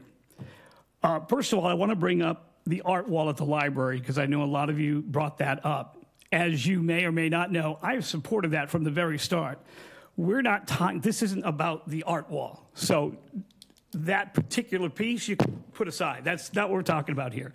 We approved that art wall at the HHDC, and we've talked about different ways that maybe we could make it a little broader, because you talked about it yourselves. You know, we talked about graffiti and all that, but there's lots of different art. So we've always talked about, are there ways that we can make sure, excuse me, that all different artists of all different genres are invited to participate? Because I'd like to see all different kinds of art on that wall, but I'm 100% behind that wall. I always have been from the start.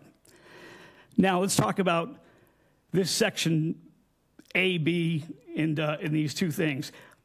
Me personally, I think the fact that in this, and I'm trying to find the exact thing here where it talks about the historic, cultural, or natural character of the community. We were talking about, you had brought up diversity. You brought up the history of Native Americans, all that. To me, that's included in historic, cultural, and natural character.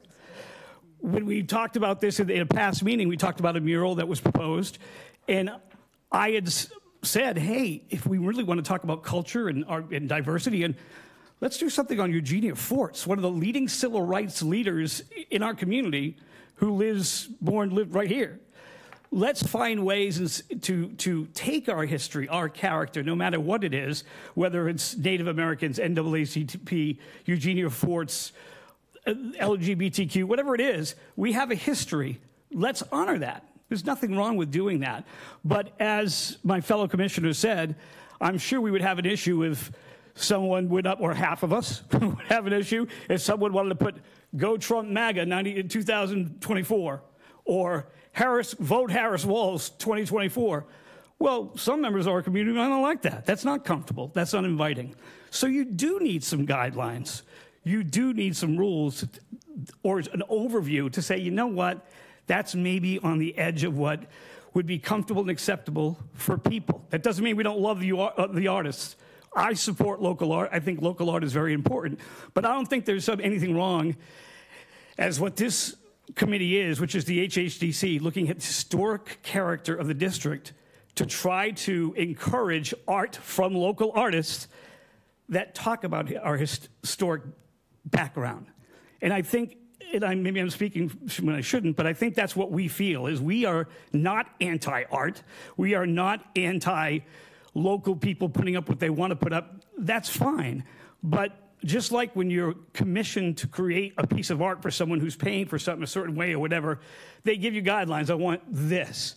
It's kind of like what this is here. Yes, it's a public art project, but we'd like to see our character, our history, artistic, environmental, maritime, since that's what lighthouses, that's who we are.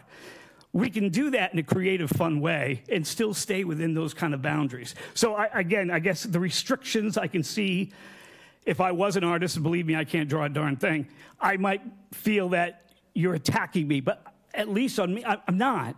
I just think we do need some kind of shape, because if not, then it's just chaos. And anything that you could put a pretty colored middle finger on a wall, hey, it's my right. And no, you can't. I mean, there's got to be some kind of guidelines. So I think that's what we're trying to do when we're putting these things together. So that's just my thoughts. And again, thank you for everybody on the public for coming in and commenting. It's very important that you take part, and we appreciate having you. Jack, do you have anything to add to that? I'm exhausted. That's very I think I want to say that I was one of the people that got in on this from the very beginning, and it wasn't our intention to create a guideline that was upsetting to any group, no matter what it was. We want all of you to contribute, and we want this to be a successful journey for all of us to take. And the arts are very important to everybody, and how we present these in this town is challenging, and we can work together to get it done. That's all I have to say.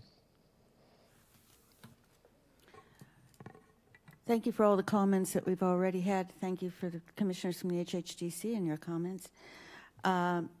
You're correct, it is also for the planning board. So I also have been in on this right from the start. And I think most of you know me, and you know that I do support the arts. My daughter, as I stated previously, is a known artist, and it's one of those that manages to make a living out of it. She's also got her doctorate in it. And I taught her how to use her first set of crayons. So I do promote the arts. But I am also chairman of the Hyannis Main Street and Waterfront Historic District Commission, and we do have guidelines which we have been trying to adjust so that they don't clash with others. I totally agree with the amendments, and we must protect those. And we did toy with this, and the reason, and I'm partly responsible for some of the restrictions that went, because we want to encourage artists and art and culture within our community. I'd love to see a lot more of it. So when the first one, I don't want to talk about others that may come back to us, but when the library wall came before us, we'd like to encourage it. Let's see how it is. But we had to also, this is new for the HHDC, and it's been going since 1996 on the historic with their purview. So how do we make this work? And what we did was we put restrictions on, because we're gonna step into the water, and we're gonna see if we can help it to swim. And so we had, I think one of the things was mentioned about political. We didn't want it misused to suddenly somebody pays for a billboard ad to go up. Vote for this person, don't vote for that, down with so-and-so, get rid of this person or whatever. We wanted to keep it to where it was art that can live within the community. And this is a community, and it's a community with families. We want it to be somewhere where you can take your family and it's safe for your family. Library wall was fantastic for that, and I'm so glad to see that it's been used by families and kids, etc. And so far it seems to be working very well, and there were agreements that if it was anything improper, inappropriate, that it would be taken care of, and I think for the most part that has happened. We had other things could not be on it, but there were restrictions, and I think pretty much those have been maintained.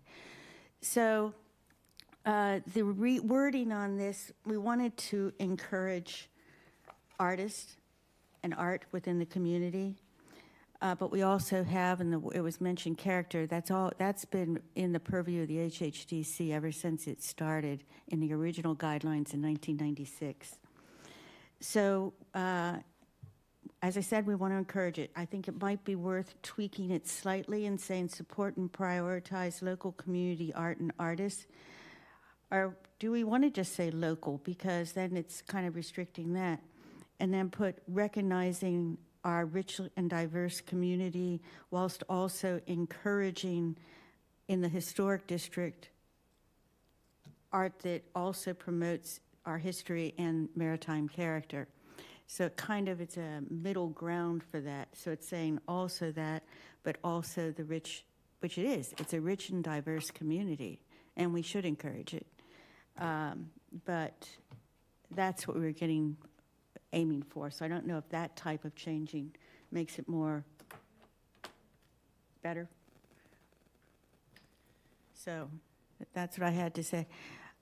We still have public, is there anyone else on the commissions and the planning board that wanted to say anything? We still have a No. public comment open, I think, and we have a hand up, so. Well, I'll turn it back to you. yes, but Cheryl, remember, we allow each member of the public 3 minutes to speak. Everybody has had a chance. We very much appreciate it. We're not going to go around to round 2. It's just not how our meetings work. I agree. But we've received great comments. I respect everybody's comment and everybody's stance, everybody's position.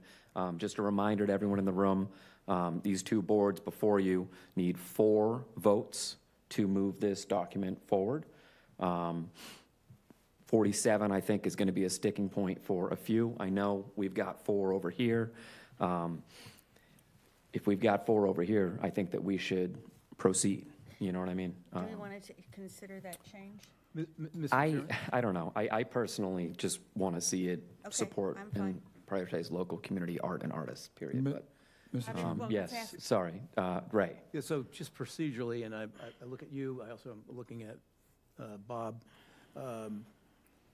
So how do we handle this? I think other than this particular section, I don't think we have, whether it's reserve this space for a different picture or something like that. Yeah, I mean, I think that there's a bunch of people that showed up here and they feel strongly, and I appreciate your efforts, Chairman Powell. Yeah, So is there a way, other than this, set that aside and perhaps go back and look at that again? Because I can't support it as it is right now. Yeah, I mean, unfortunately, I'm with you, Ray. But, just to cut through the fog a little bit, 1921 relating to those images, no action needed. When a motion is made, the motion is simply as proposed and amended this evening. 47, you can't take that and reserve it and kick it down the road. Unfortunately, you got to go for it or don't go for it. Again, you've definitely got a majority over here that's going to go for 47 in its current state. I'm not. I'm going to be a no. You're going to be a no. And we'll look at the rest of the planning board and however we want to go. Look, if we've got 4, let's go for it. You know what I mean? I mean, there's a lot of good here.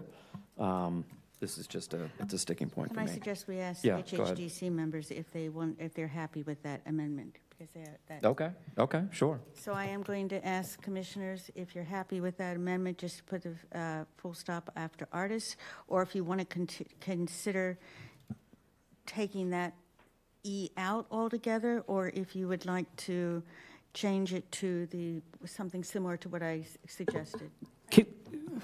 I just have one question. And I'm asking the planning board chairman. Yes. Is the character of the district a part of your purview? Yes. 100%. Yeah. Yes. Yeah, and my comment is, if 47 went through without any purple or red changes, that would not give anyone the right to paint any mural they wanted.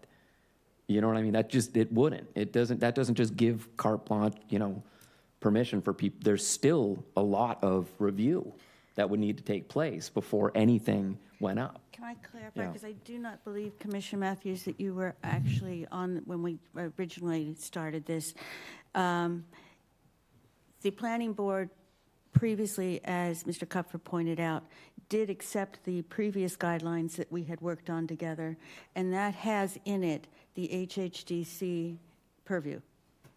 Can't remember what page it's in, but our purview on the character is in there. They adopted those, and they currently exist.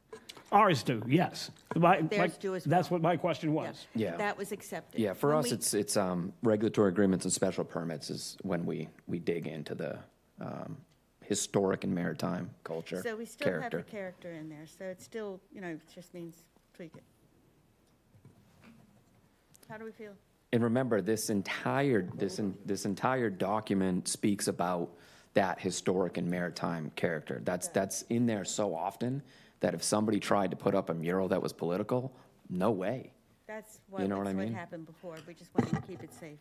One of the things I think that we're going to lose focus is that right now we discovered that we didn't have anything in our guidelines for this type of art. And we discussed it as, well, maybe we should provide some guidelines, because one of the applicant can say, well, gee, there's nothing in the guidelines, so here's what we're proposing. And I think adding the word, because I think you said it very well, do we have a diverse historic character, and add the word diverse historic if you'd like, but adding all that other language gets confusing. I think you could keep it simple, and we can then bring all inclusion, because it doesn't exclude anyone from bringing anything before us, because they would always come before us, but we want to just make sure that there's something in there. Just leaving it up to the public art or public artist, Well, I think is too limited. That's my opinion. I'm a little confused when you say adding. You're proposing to remove. You have strikes here. Exactly. What do you mean when you say adding? Just adding. On line 47. Just line 47, and where we're adding, instead of just historic, it would be the diverse historic. Diverse historic and Okay, maritime. that encourages, that supports, so in other words, you're saying support and prioritize local community art and artists, recognizing the diverse, rich and diverse and historic community. Down What are you to- proposing? Go down to section E, the E.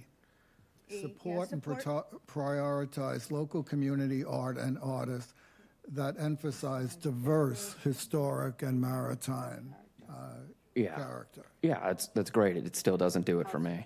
But everything else would be removed. Can I suggest, there's another alternative here. As we've already pointed out, we're going to be meeting regularly, probably every 3 to 4 months for anything that needs to be tweaked. Yeah. The subcommittee.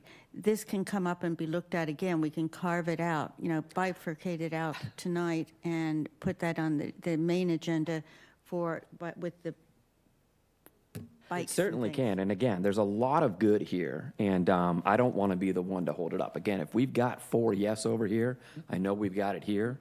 This can push through, and this can be dealt with another day. You know what I mean? Can we do a quick poll here, if members don't Mr. mind? Chairman, can I just ask a question? Sure. Is your mic on? So, Yeah. Is there, in the, say, the motion to accept these guidelines, as, I don't know, as amended, but if I understood you, can we add language to say, strike section 7B,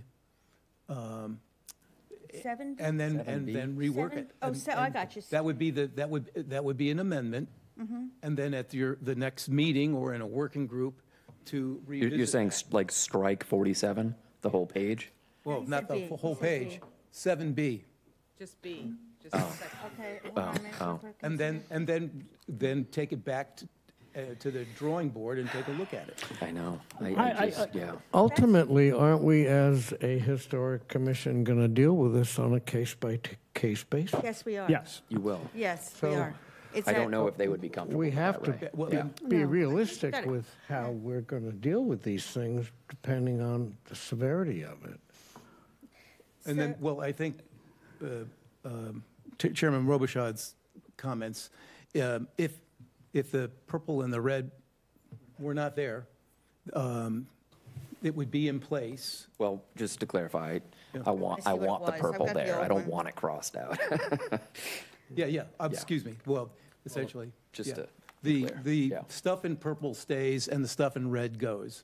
And as you said, the guidelines, as this is, would still be in place. There would be guardrails about some of the things, like, for example, you were raising a legitimate issue about, say, excessive political, rhetoric. Right. That would happen whether these changes take place or not. It would. Right. Exactly. So It would. perhaps, then, rather than striking the whole thing, then just leave it the way it is without any changes. And then if in your subsequent meetings, as you said, you want to revisit it, you could, if you want to tweak language, so be it. Yeah, you're not going to get commissioners to go for that, though. You've got to. I don't know about Yeah. that. Now, let me just throw one more thing out there. Jim, isn't it possible that the commission could approve 47 as it appears on the screen? and planning board could approve. Good question. I mean, technically, it's not unified, but the rest of it is unified, and the rest of it is quite important. Actually, we can do that by 2 votes. We really should get a sense of where the planning board stands here, because if I'm in the minority, then this is a moot point. We're wasting our time. Also, just to jump into that. Yeah. This section, do you think it's ever going to come to the planning board on a regular agreement? No, I already said that. I don't think it ever will, but I'm not going to let this go. I'm a no. I agree. But that's just where I'm at. But look, let's just quickly, where do we stand on this? I stand with you, and I would like to say something. All right. All right, so I need to take this out of my chest. So, again, I want to thank you all for coming in and take your time to come to the podium and let your voice to be heard. I don't care if you're coming from the library or iCordial. You deserve to come here, and we must listen to you. I don't care if you're coming from Brazil like myself. If you come here and you come to the podium, we should listen to you. So saying that, oh, you came from the library or the iCordial, that means that you don't have a voice. You do have a voice, and I hear you. So I need to take that off my chest because everybody. I said that's one voice. Excuse me. Okay, it's not the whole I believe that community. everyone deserves. I don't care where they're coming from. They can come from Stop and Shop, for God's sake. If they are here, we need to listen to them. All right, thank you, Michael. Matt, where are you at on this one? I'm not in support of the regulation as presented, and I would highly recommend we just close the public hearing or continue. Okay. Tim? Same. I'm dead in the water on it. All right. Mary? Same. And Bob? I think we just continue the matter, work out these issues, and come back. That's a good idea. I agree with that. The only issue is I don't know if there's going to be a path there to find a common ground here. One other option is to, again, approve 2 documents, one with 47 as appears on the screen, the other with Jim. Let me just point out, we're not acting in a vacuum. We have a full set of regulations and guidelines for the downtown Main Street waterfront historical area. For sure. We passed it. I know, but 10 months ago. Yeah. So when we start talking about, making changes here, making changes there, we're changing something that already exists. We're not acting in a vacuum. Right. It seems to me that there's a couple areas that we decided we were going to reserve. And if my memory is correct, it was page 19, something on 47 and 48, because it dealt with images. 26 and 28. There's some language on this page, and it appears to be just paragraph B. We're talking about throwing out the entire 70 pages here over some things that are going to have to be tweaked one way or another. It seems silly to me to vote when we have a split that's so broad on some things that are so important, because we're going to have to come back and vote anyway. Yep.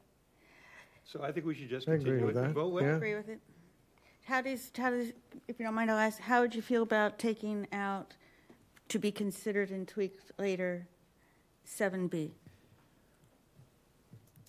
Because we achieve all the rest, and we'll have to go back. Are you talking about leaving that? It's 47B. It's not 7B. It's 47B. Oh, 47. And I'm not comfortable with a number B. That's what I'm saying. I don't think they're comfortable with the whole thing, so I think that's an issue for all us. of B, all of B, 7B, 47B. He's talking A as well? and B. Yeah, I don't. So you don't like the whole page? Right. Correct. I don't like any of the purple or red changes. I'm sorry. Let me ask, just to try to see where you are. Yeah. Do you think we as a committee should tell people what they should do with their blank walls and garages? With their what? Say that again? It says here, where elevations lack features such as blank walls and garages, consider incorporating public art. Is that our job, to tell people to consider public art? I think that's a great thing to suggest. So, to suggest, yes, but is that something to require? It's a guideline. It says right at the top of the page, guideline. Nothing on here is binding or requirement. The whole page is guidelines. Yeah. And we're already covered on the other That's why it's so non-binding that That's why it's a case by case. It's case by case. It just stays where it is. Jim, you've wanted to weigh in a couple times. I'm going to give the floor to Jim. Let's all sit back. No, go ahead. I'm not going to say anything groundbreaking here. It sounds like there is some.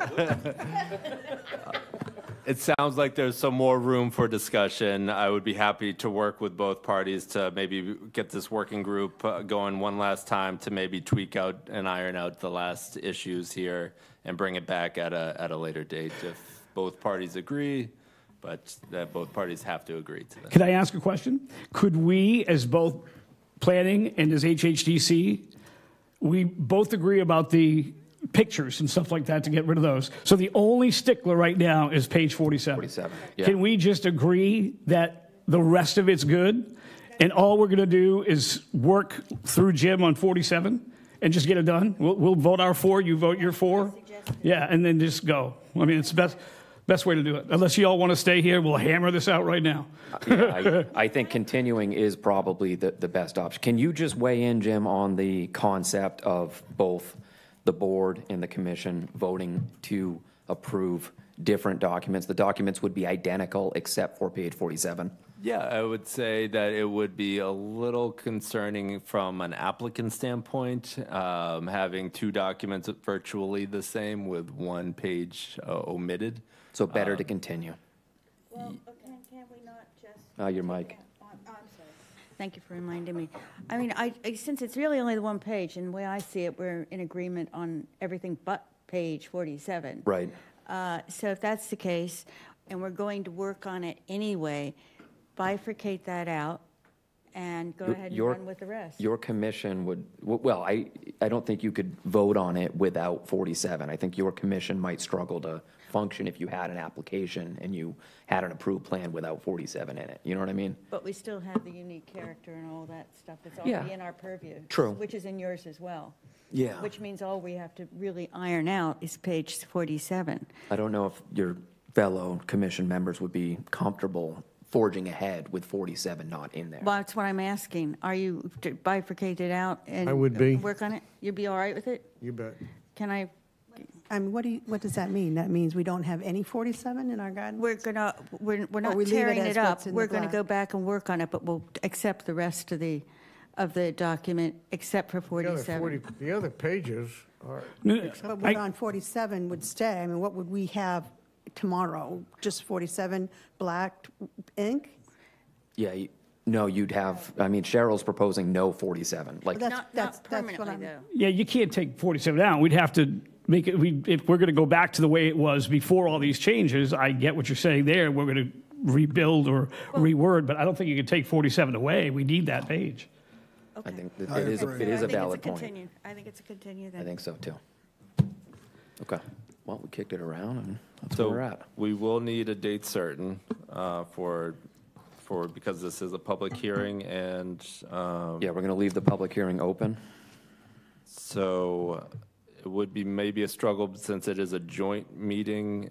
Are Mondays okay, it seems like, for you guys? I'm all right with that. Are you guys generally okay with Mondays? 7 o'clock.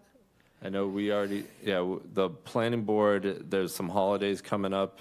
This might get delayed for some time. Is that okay? Well, it's going to take time to work through this. Realistically, We'll need a little time to work through. And we need a meeting with the subcommittee first as well. So realistically, not the next agenda for planning board, but the subsequent is actually November 18th. Is that okay? Is everyone comfortable with that date? November 18th? 18th, Monday. It's a Monday. Is that by Zoom? It would not be. No, in person. Are you going to be in California? I'll come back. Okay. I spent too many years on this. Yeah, I think he's trying to find a spot. We don't currently have that as a meeting ourselves. I believe we do, November 18th, because November 11th, your typical day is Veterans Day. Okay. Is that I was right, looking Karen? at the Okay. agenda for future meetings, and it says October 28th and November 25th. So I November don't know, 20th. maybe there is a meeting, I just don't. Jim, I'm not here. I'm not here on the 18th. What about the next one after? Are you monthly? That would, no, we're every 2 Twice weeks. a month. So I'm how not here about on the 18th. I could do the Next one after- 25th. After that would be on the 25th. That's That's the week of That's Thanksgiving. The Monday Is that before okay for everybody? Monday before. Okay, I can do that, but We could add, I mean, if the board is willing, we could add both boards are willing, we could add another meeting for that evening if you wish. It's fine with me. It's fine with me, too. How about? So are you saying, I'm sorry, are you saying November 25th? That's what's on the table right now. Yeah. Yeah. Thumbs up, okay. 25, November 25, Monday. Monday Bear in before mind, that's Thanksgiving? right before, that's Thanksgiving. Yeah, good, okay. All right, Everyone we're okay here? We're over here, all right, good. So we Okay. need All right, two let's motions. take a look here. So we're going to leave the public hearing open, right, Jim? And, yeah, so I'll do a motion over here, you do a motion over there. So I move to continue the discussion of the unified downtown Hyannis design regulations and guidelines to Monday, November 25th at 7 PM here at Town Hall. Second from Ray. All those in favor? Michael? Aye. Matt? Aye. Tim? Aye. Ray? Aye. Mary? Aye. Bob? Aye. And myself, Steve Robichaud, votes aye. Okay, so I will also make a motion that we continue this, the Unified Downtown Hyannis Design Guidelines and Regulations to Monday, November the 25th, 7 PM. Is there a second? Aye, second. Second, Aye. Commissioner Cronin? Aye. Commissioner Clark? Aye. Commissioner Matthews? Aye. Commissioner Kay? Aye. I also say aye. Okay, matters continued, and at this point, we are going to adjourn both meetings. Any comments, questions before we adjourn? Our first meeting, we're gonna, Our joint meeting. Just, right, yeah, joint meeting, okay? just to clarify, Go ahead. are we closing our planning board meeting and then opening up a new planning board meeting because we have other agenda items? Exactly. Oh, we do? Yeah, so Okay. we're gonna adjourn our joint meeting. Do we have a motion to adjourn on the planning board side? Motion to adjourn. Who was that? Matt? Matt. Thank you, Matt. And a second? Second there. Thank you, Michael. All those in favor, Michael? Yes, aye.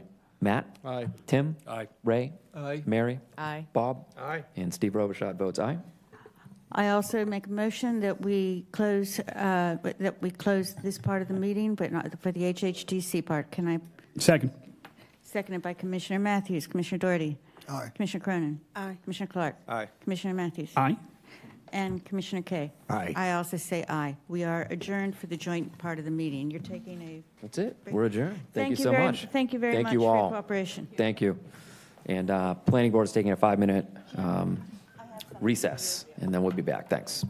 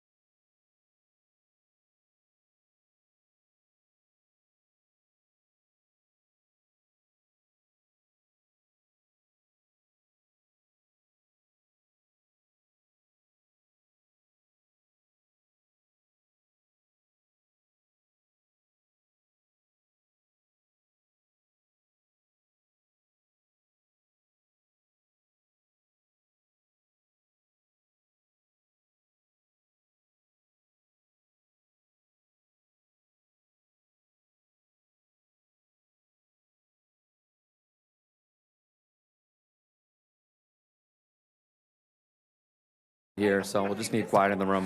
Okay, you're all set to go back on the record. Thank you so much. Okay, let's all get settled. Let's see, waiting on Ray. Here he comes. Okay, good evening and welcome to the September 23rd, 2024 meeting with the Barnstable Planning Board here at Barnstable Town Hall, 367 Main Street, Hyannis, Mass. We're in the James H. Crocker Jr. hearing room on the second floor, and it is 9:21 p.m. The meeting notice has been previously filed with the town clerk in accordance with Mass General Law. All application materials may be accessed through the Planning Board website or by contacting Karen Pina at karen.pina@town.barnstable.ma.us or calling 508-862-4064. Notice of recording. The meeting will be televised live via Xfinity Channel 8 or High Definition Channel 1072. It may also be accessed via the Government Access Channel live stream on the Town of Barnstable's website, streaming85.townofbarnstable.us/cablecast public site. I will now call our meeting to order and introduce our members and staff, starting with Michael. Good evening, Michael Messinas. And Matt. Matt Tague. And Ray. Ray Sexton. And Mary. Mary Barry. And Bob. Bob Twist. And Tim. Tim O'Neill. And Karen. Karen Pina, Planning and Development. And Jim. Jim Kupfer, Director of Planning. Thank you very much. And let's see, moving on to our agenda item this evening. We're going to start with any general public comment we have this evening. This is for public comment not related to any of our agenda items this evening. If there's anybody here to speak to any general public comment items. Seeing none, we will continue to our item this evening, which is a special permit. Lisette Hurd Putnam, Executive Director, DBA Independence House, has submitted an application for a special permit for 160 Bassett Lane, Hyannis, Mass, map 309, parcel 232. And could we have a motion to open the public hearing? So moved. Thank you, Matt. And second by Ray. All those in favor? Michael? Aye. Matt? Aye. Ray? Aye. Mary? Aye. Bob? Aye. Tim? Aye. And myself, Steve Robichaud, votes aye. For full disclosure, the company I work for was bidding on the HVAC portion of this project, and we are no longer, so that I do not have to recuse myself. Welcome. Thank you for coming, and thank you for waiting. Appreciate your patience. Just state your name for the record, and you may take it away. Tim Sawyer, Catalyst Architects. How do I pull up the PDF? Thank you. Welcome, Tim.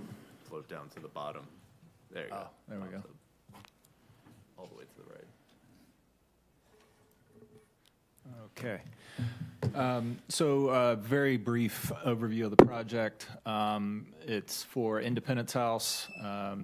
Bassett's Lane is right here, and the Rotary is here, and then Stevens Street to the south. The building on the corner that you see here in dark blue exists. That's their current administrative and counseling. And then there's a small, at one time I believe it was a residence, but it's a commercial use, about 1,000 square feet. Not part of Independence House operations, but they lease this to a tenant. We are proposing a new counseling services building, a single story, that's going to supplement and better serve their current activities from Independence House. It's going to have counseling offices. It's about 3,500 square feet, again, single story.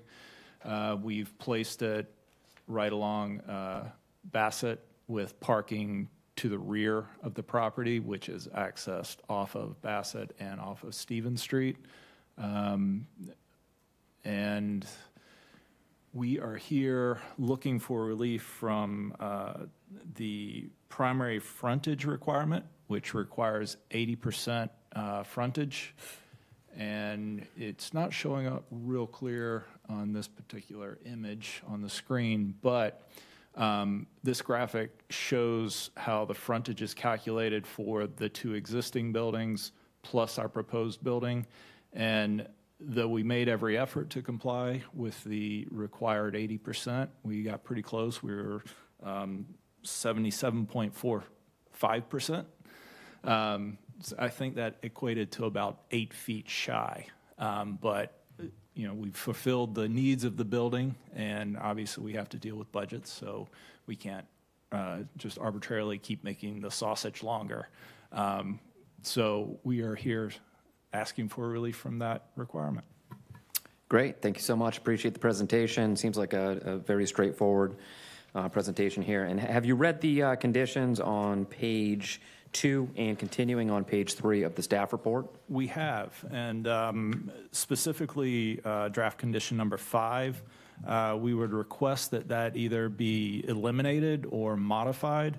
Our concern is that stating a full build-out, though it is a full build-out of our current plans, that we don't want to preclude ourselves from potential small addition to one of the buildings down in the future, and we don't want to have to come back to the planning board if we do an as-of-right project.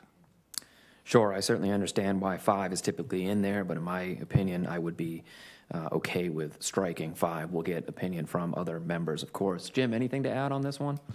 No, just that I know the downtown Hyannis zoning, you haven't seen a lot of relief requested from the new zoning. This one actually is one that we have seen a couple times now, though, and that is that facade build out along the frontage there. As the applicant mentioned, he had worked with the town staff very closely to try and achieve the full build out. As he mentioned, he fell just shy of it.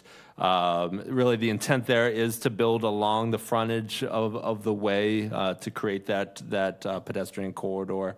In working with him, I believe he has, from an administrative perspective, he has met the intent of the ordinance. Great, excellent. Comments, questions, feedback from board members. Michael? I'm all set, thank you. Okay, Matt? I do agree that condition 5 is burdensome, should be eliminated. Appreciate that. Ray? I agree with Matt on 5. Great. Yep. Mary? Same here, I can eliminate 5. Okay, perfect. Bob? I have no problem with eliminating 5. I just have one question. As I understand it, what we're really talking about is the building is 8 feet too short to meet the reg? Correct. Well, fine, thanks. Here we go. Okay. Tim? No questions, and I agree on striking condition 5. Okay, excellent. Moving right along, we are going to seek public comment. We do have an open public hearing. If there's any members of the public that would wish to speak to this item, please come forward now to the podium, state your name, and make any comments. Seeing none, look for a motion to close the public hearing. So moved. All right, thank you, Matt. In a second? Second. Thank you, Bob. All those in favor? Michael? Aye. Matt? Aye. Ray? Aye. Mary? Aye. Bob? Aye. Tim? Aye. And myself, Steve Robichaud, votes aye. Any final questions, comments on this item before we seek a motion? I will state that any motion, you'll need your staff report in hand. We'll need to have the the findings read, and the conditions can be referenced, and we should reference the elimination of condition number 5. Bob, you want to do a motion for us? I'd be happy to do that. That's my guy. I move to approve, subject to the following findings and conditions I'm going to read and reference. The special permit 2024-02 for 160 Bassett Lane, subject to the following draft findings, which are found on page 2 of the staff report dated September 19th. 1, the property location is 160 Bassett Lane, Hyannis, Mass. Hyannis is shown on Assessors Map 309, parcel 232, in the Downtown Village Zoning District and Aquifer Protection Overlay District. 2, the applicant owner, Independence House, Inc., seeks a special permit pursuant to Section 240-24.1.7 facade build-out requirements, which requires a minimum of 80% facade build-out, where 77.45% is proposed by special permit. 3, the planning board finds that despite the requested relief, the issuance of the special permit is consistent with the design and infrastructure plan, and that the development meets the following criteria. A, provide driveway interconnections between adjacent properties where feasible to avoid short trips and conflicts on the main road. B, provide shared driveways where feasible. C, reduce impervious surface and improve perimeter landscaping and stormwater management. And D, no parking area shall be designated such that parking is within the required front yard setback. 4, the application falls within a category specifically accepted in the ordinance for a grant of a special permit. Section 240-24.1.7, facade build-out requirements, allows the planning board to grant the dimensional relief by special permit. 5, after an evaluation of all the evidence presented, the proposal fulfills the spirit and intent of the zoning ordinance and would not represent a substantial detriment to the public good or the neighborhood affected. 6, the site plan has been reviewed and approved by the Site Plan Review Committee. The conditions of informal and formal site plan review shall be incorporated by reference as conditions of the special permit. My motion also is based on includes the following conditions, numbers 1 through 4, plus 6 and 7, which are found on pages 2 and 3 of the staff report I just referenced. Very well done. Thank you very much, Bob. In a second. Thank you, Michael. All those in favor, Michael? Aye. Matt? Aye. Ray? Aye. Mary? Aye. Bob? Aye. Tim? Aye. And myself, Steve Robichaud, votes aye. Matter passes. Thank you so much. Thank you. Thank you again for your patience. Good stuff. All right, moving along on our agenda. General correspondence, we received an ENF notification for 228 straightaway and 132 Smith Street, Hyannis, for water improvements and treatment plant. Jim, any staff updates? Yeah, just real quick, the LCPC is going to meet again on Thursday night to discuss the facilities chapter, kind of a cleanup from the process, working with departments on our capital facilities program and reviewing the strategies and goals there. We also will have the future land use map out for public consumption, draft future land use map for public consumption this October with an interactive map to offer comments. That should be out fairly soon here. Excellent. Questions, comments for Jim? Okay, moving along. Sorry, Tim. I want to ask one thing. What is the latest on the Barnes Mills Elementary School, or where did that last stand? Yep, yeah, it's getting real close. We are fine-tuning conceptuals to present to Town Council next, and then hopefully out to the public as a whole in the coming weeks. Great, thank you. Awesome. Do we have a motion to approve the draft minutes from September 9th, 2024? I make a motion to approve the minutes of September 9th, 2024. Thank you very much. In a second. I'll second that. Yep. All right, thank you, Michael. All those in favor, Michael? Aye. Matt?